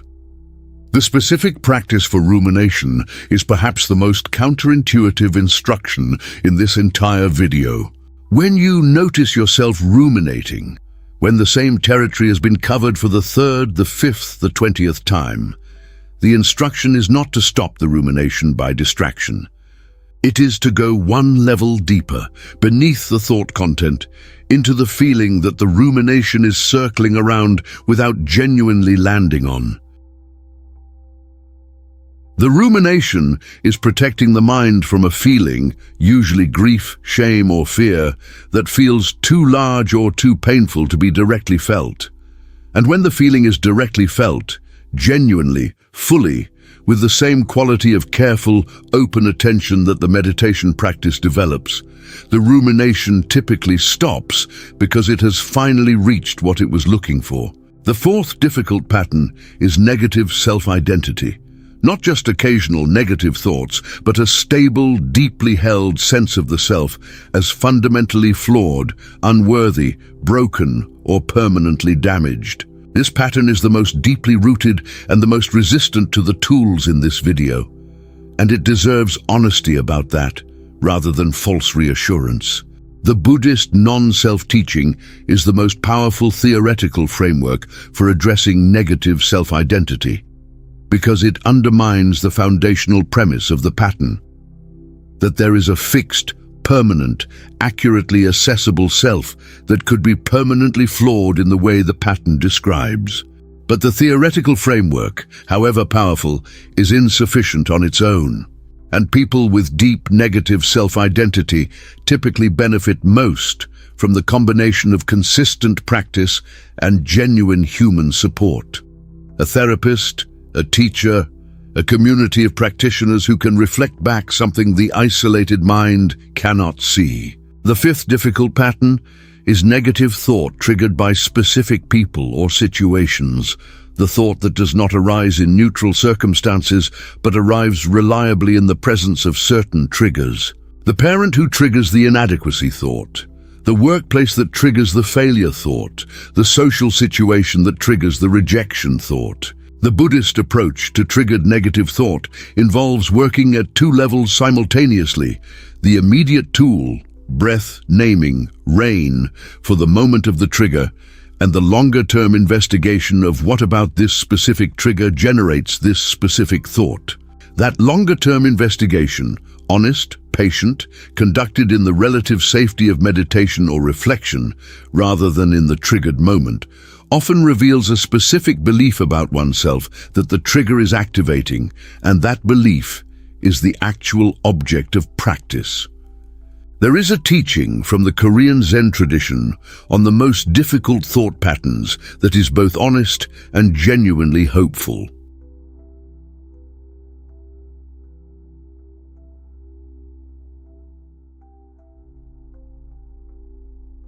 The teacher Sung-san said, "Great faith, great doubt, great effort." Great faith, the genuine trust based on evidence and on the testimony of others who have practiced, that change is genuinely possible. Great doubt, the willingness to question every belief, including the beliefs the negative thought pattern has convinced you are simply true about yourself. Great effort, the consistent, patient, unglamorous daily practice that does not wait for inspiration or favorable circumstances to begin. These 3 together are sufficient for the most difficult patterns that a human mind generates. The role of professional support, therapy, counseling, or psychiatric care where appropriate, deserves honest acknowledgement in any genuine treatment of difficult negative thought patterns.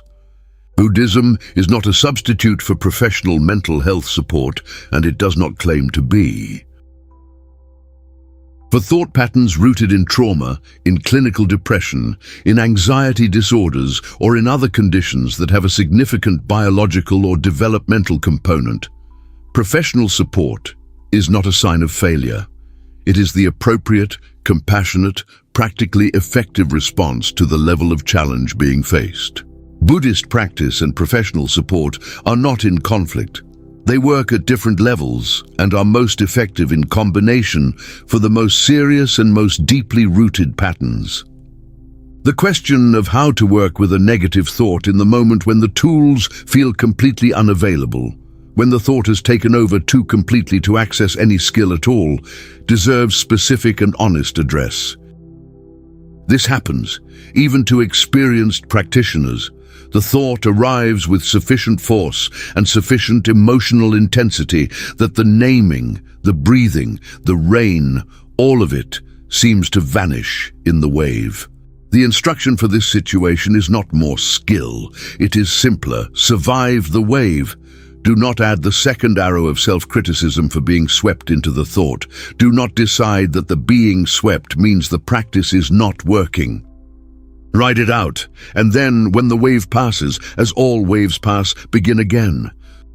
There is a specific practice for working with the immediate aftermath of being completely swept into a negative thought, a practice for the moment when the wave has passed and the mind is beginning to clear.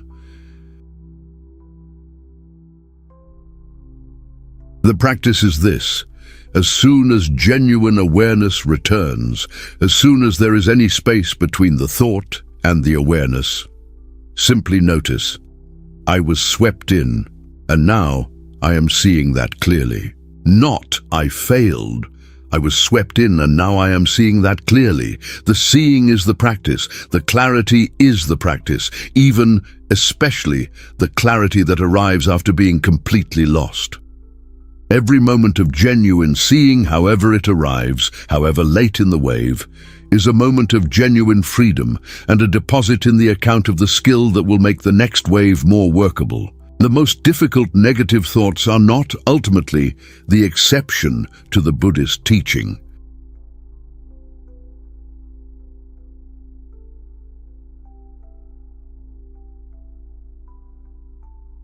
They are its most direct application, the places where the practice is most needed and where its results, when achieved, are most transformative. The person who works with a mild, occasional negative thought builds skill. The person who works with a chronic, deeply embedded, frequently overwhelming negative thought pattern builds something larger, a depth of practice, a quality of compassion for the struggling mind, a genuine understanding of the territory that the occasional practitioner never develops. The most difficult patterns, honestly engaged with, produce the deepest practitioners. There is a quality that the Buddhist tradition calls the turning of the poison into medicine, the transformation of the most difficult inner experiences into the most direct path to genuine freedom. The specific negative thought pattern that has caused the most suffering, when genuinely, honestly, patiently worked with, consistently reveals the specific insight, the specific quality of compassion, the specific dimension of genuine understanding that is the exact counterpart of the specific suffering it produced. Not as reward for suffering, as the natural result of genuine investigation of the mind's most difficult territory. The turning is not automatic. It requires the practice, but it is available, and those who have experienced it describe it consistently as the most significant and most unexpected gift of the entire path. Here is the most important instruction for the person working with the most difficult patterns, the instruction that encompasses everything else in this video. Do not add suffering to the suffering that is already present.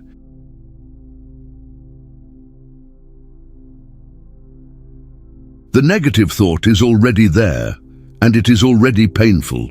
the self-criticism for having it, the shame about having it, the despair that it has not yet resolved, these are the second arrow, and they are within your choice. The practice, with difficult patterns as with easy ones, is always the same. See it, hold it, release the second arrow, begin again. Every time, without exception, without limit.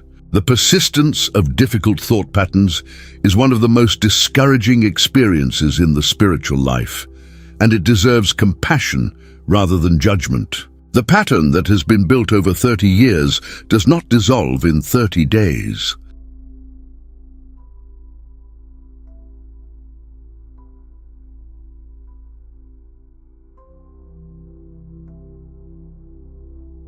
The groove worn deep by decades of repetition does not fill in after a month of practice, but the groove genuinely practiced with, consistently, patiently, with genuine honesty and genuine compassion does change, slowly, undeniably, in the direction of freedom that was always the genuine direction of genuine practice. The community dimension of the Sangha is particularly important for the person working with the most difficult patterns, because isolation is one of the things those patterns most reliably produce. The negative thought tells the isolated practitioner, your pattern is uniquely bad, uniquely shameful, uniquely resistant to what works for others. The community of practitioners, met in person or even in the honest, genuine conversations of an online Dharma community, consistently and reliably contradicts this story. The specific thought that feels uniquely mine is almost always recognized by others as almost universally human, and that recognition, however simple, is one of the most reliably healing experiences available to the mind in the grip of its most difficult pattern. The teaching of the two truths, conventional truth and ultimate truth, has a specific and compassionate application to the most difficult negative thought patterns.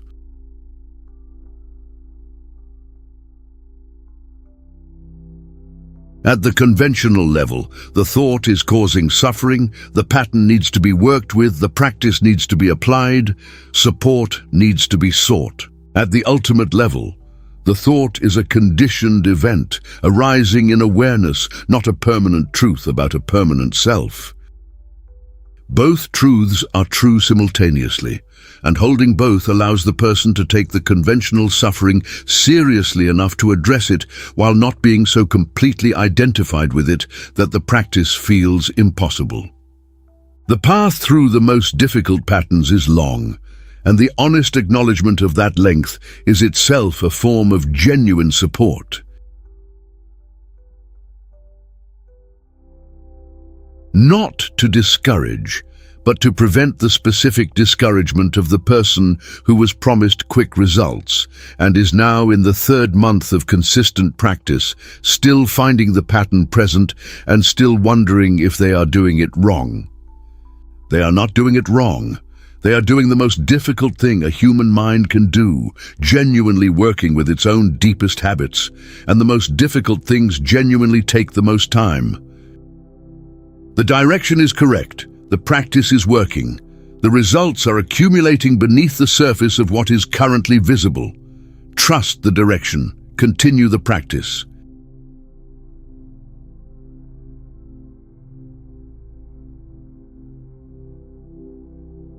Here is the final word on the most difficult patterns.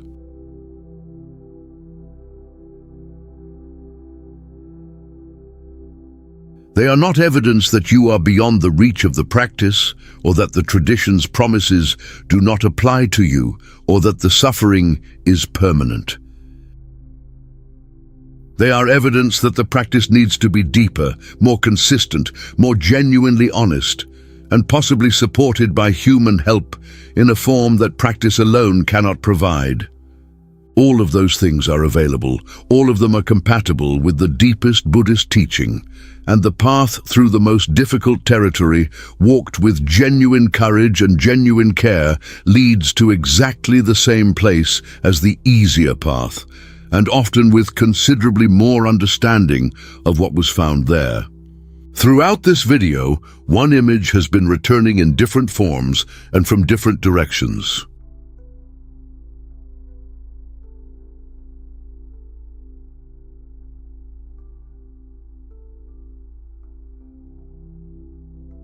The image of the clear sky, the awareness that is not made of the thoughts that arise in it, the ground of mind that negative thought has been covering but has never been able to destroy. This final part is where we name that sky directly and honestly, and where we leave you with something more durable than information.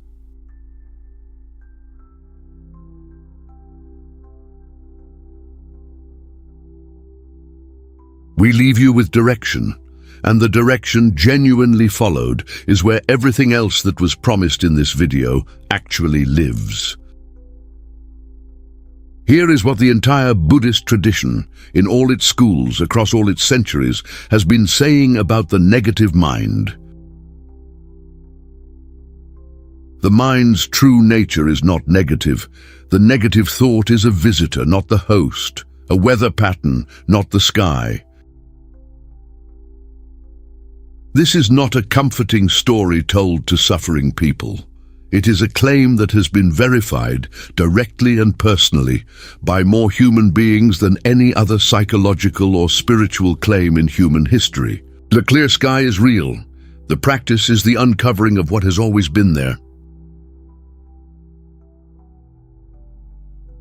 The person who came to this video exhausted by their own negative mind, who is tired of fighting the thoughts, tired of losing, tired of waking up to find the same dark visitor waiting again, needs to hear this clearly. You have not failed. The pattern has been winning because it is strong and because the tools available to most people in most ordinary environments are not adequate to the challenge. The tools in this video are adequate, not immediately perfect, not without the requirement of consistent practice, but adequate, genuinely, thoroughly adequate to the challenge of the negative mind. Begin again. Even if you have begun before, even if you have stopped before, begin again. The specific hope this video offers is not the hope of a permanently positive mind.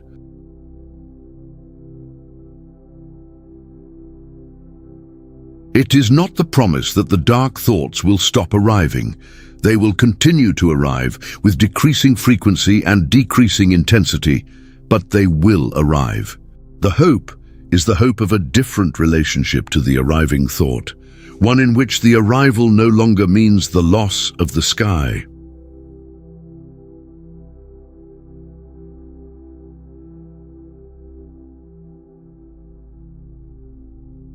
The cloud arrives, and the sky is still there, the thought arises, and the awareness in which it arises remains unchanged. There is a story in the Zen tradition of a student who came to the master with a simple and desperate request.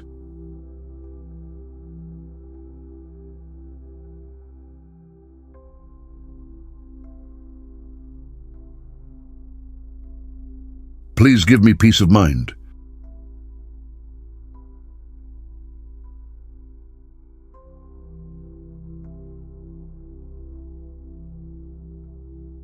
The master said, "Bring me your mind and I will give it peace."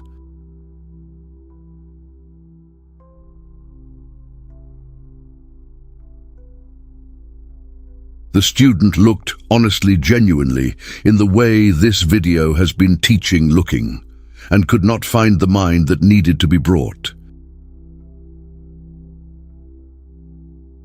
And the master said, "There, I have given it peace already."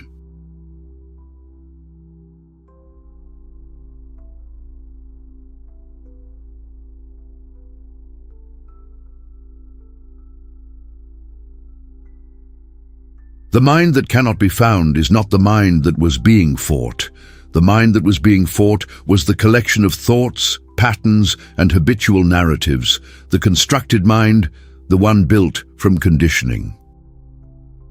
The mind that cannot be found is something older, quieter, and considerably more peaceful than the constructed one, the awareness itself prior to its contents.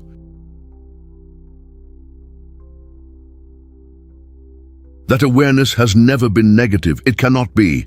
The sky is not the cloud.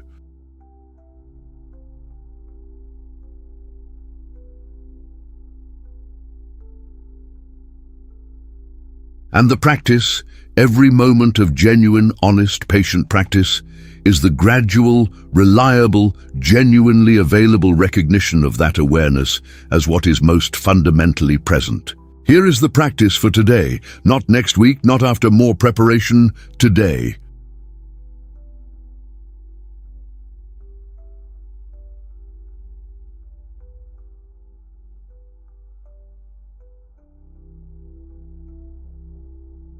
Choose one negative thought that visits you regularly, the one you named in the comments at the beginning, or the one that is present right now. And the next time it arrives, before doing anything else, pause, take one breath, and say quietly to yourself, "This is a thought." Just that, just once, just the beginning. The practice will not dissolve the thought today. It may not feel like enough.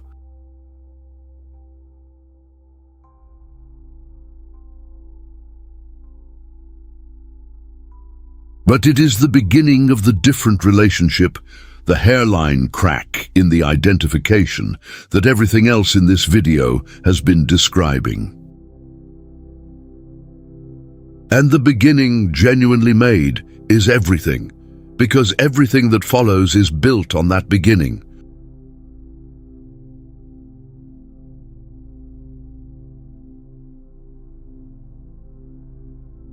The sky is there, the thought is a cloud, and the seeing of that, however brief, however tentative, is the beginning of freedom.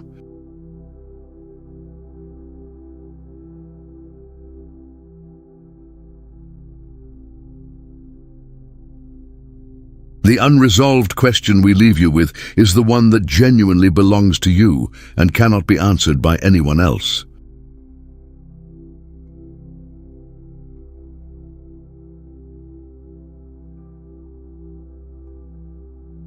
Of everything in this video, what single thing, if practiced genuinely and consistently for the next 30 days, would most change your relationship to your own negative mind? Not what seems most impressive, not what sounds most thorough, what is most genuinely available to you in your actual life starting tomorrow morning.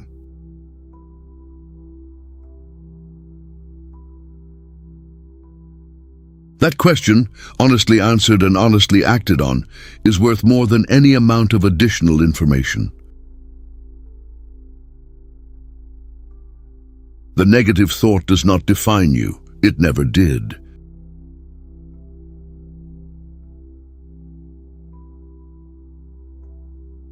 It arose from conditions, from the three poisons, from the grooves of karma, from the body's states, from the environment, from the long history of the mind learning to protect itself in the only ways it knew.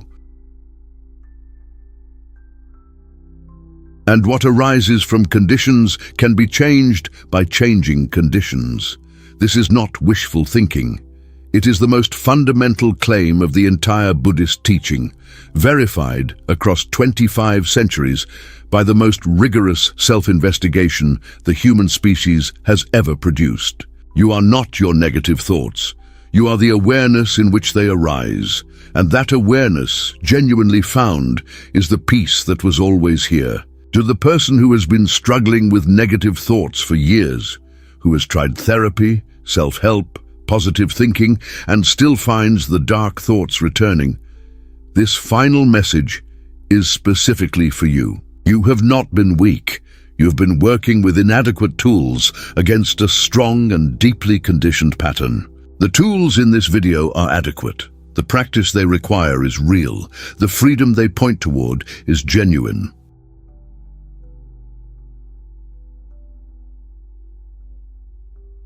Begin where you are. Use what is available. Trust the direction.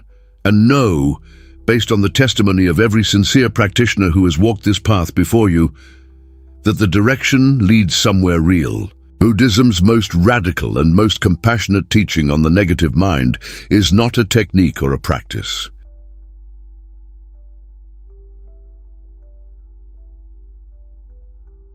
It is a recognition. The recognition that the suffering of the negative mind is not a personal failure, but a universal human experience, and that the path through it is as available as the next breath. Right here, right now, in this actual moment, with this actual mind.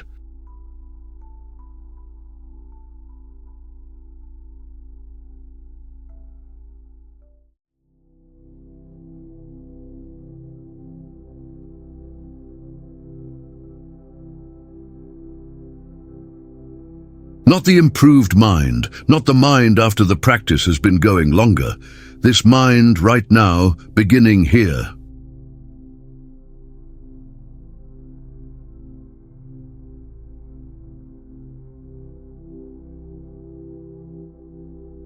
The clear sky was there before the first negative thought arrived. It will be there after the last one passes, though the last one will not pass until the conditions that generate it are finally, genuinely, compassionately addressed. The practice is the addressing of those conditions. Every session of meditation, every deliberate breath, every moment of genuine naming and genuine release is the clearing of the sky. Not forced, not rushed. Patient, honest, consistent, genuinely committed to the direction. That is sufficient.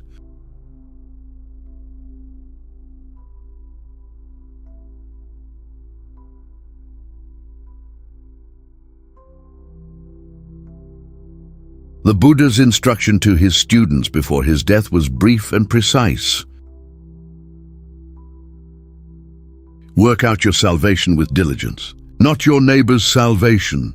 Not the salvation of the idea of yourself that others carry. Your salvation, the genuine, lived, daily, breath-by-breath liberation from the thoughts that have been running without your genuine consent. With diligence, not perfection. Diligence, steady, humble, consistent, and genuinely committed to the practice in the most ordinary moments of the most ordinary days. The Dhammapada opens with the statement, "Mind is the forerunner of all actions." If this is true, and 25 centuries of practice, and now 2 decades of neuroscience suggest that it is, then the quality of the mind is the quality of the life. The life you want to live is built in the quality of mind that creates it, and the quality of mind is built in the practice. The practice begins where you are, with what you have right now. Every person watching this video carries a version of the negative mind, quieter in some, louder in others, more or less frequent, more or less painful.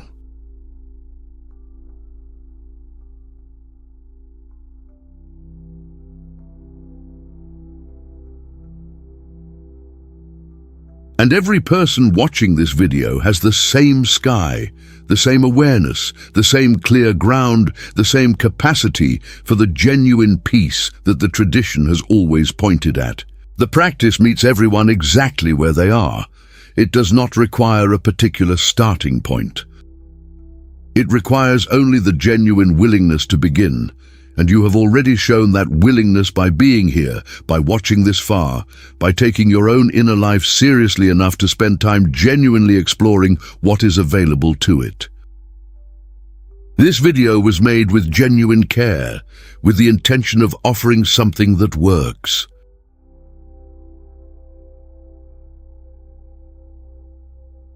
Not just something interesting or inspiring or momentarily comforting. Something that actually changes the quality of the relationship between you and your own mind, in the specific direction of genuine, lasting, genuinely available freedom from the tyranny of the pattern that brought you here. The care with which it was made is your invitation to meet it with the same quality of genuine engagement, not consuming, practicing.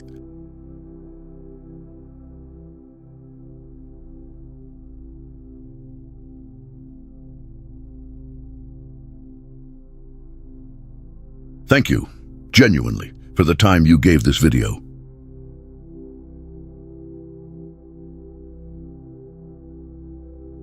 For the honesty you brought to the questions it asked, for the naming you did in the comments, if you did it, for being the kind of person who takes the negative mind seriously enough to look for a genuine path through it rather than a temporary escape from it. That seriousness is the beginning, and the beginning, genuinely made, genuinely held, is already the path.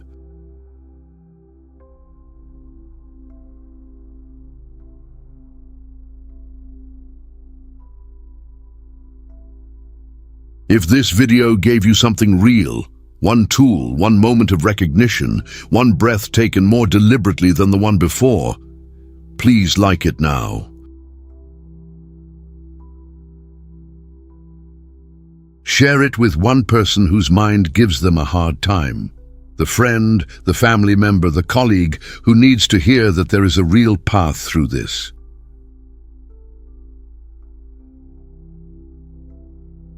Subscribe to Wisdom Woven, because what is ahead on this channel is built on the same commitment: depth over surface, honesty over comfort, and the genuine respect for your inner life that treats it as worth taking seriously. Your engagement here is not just for you. It is what makes this kind of honest, thorough, genuinely useful content possible for everyone who finds their way to this channel. Leave a comment and make it honest.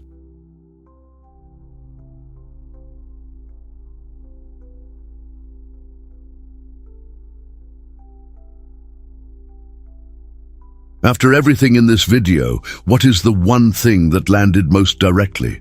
What shifted in how you see your own negative mind?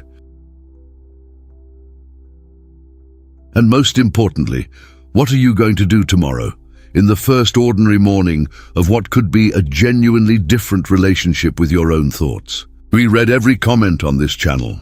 Your reflection matters here because your honest engagement with this material is part of what makes the next person who finds it more likely to find what they came looking for.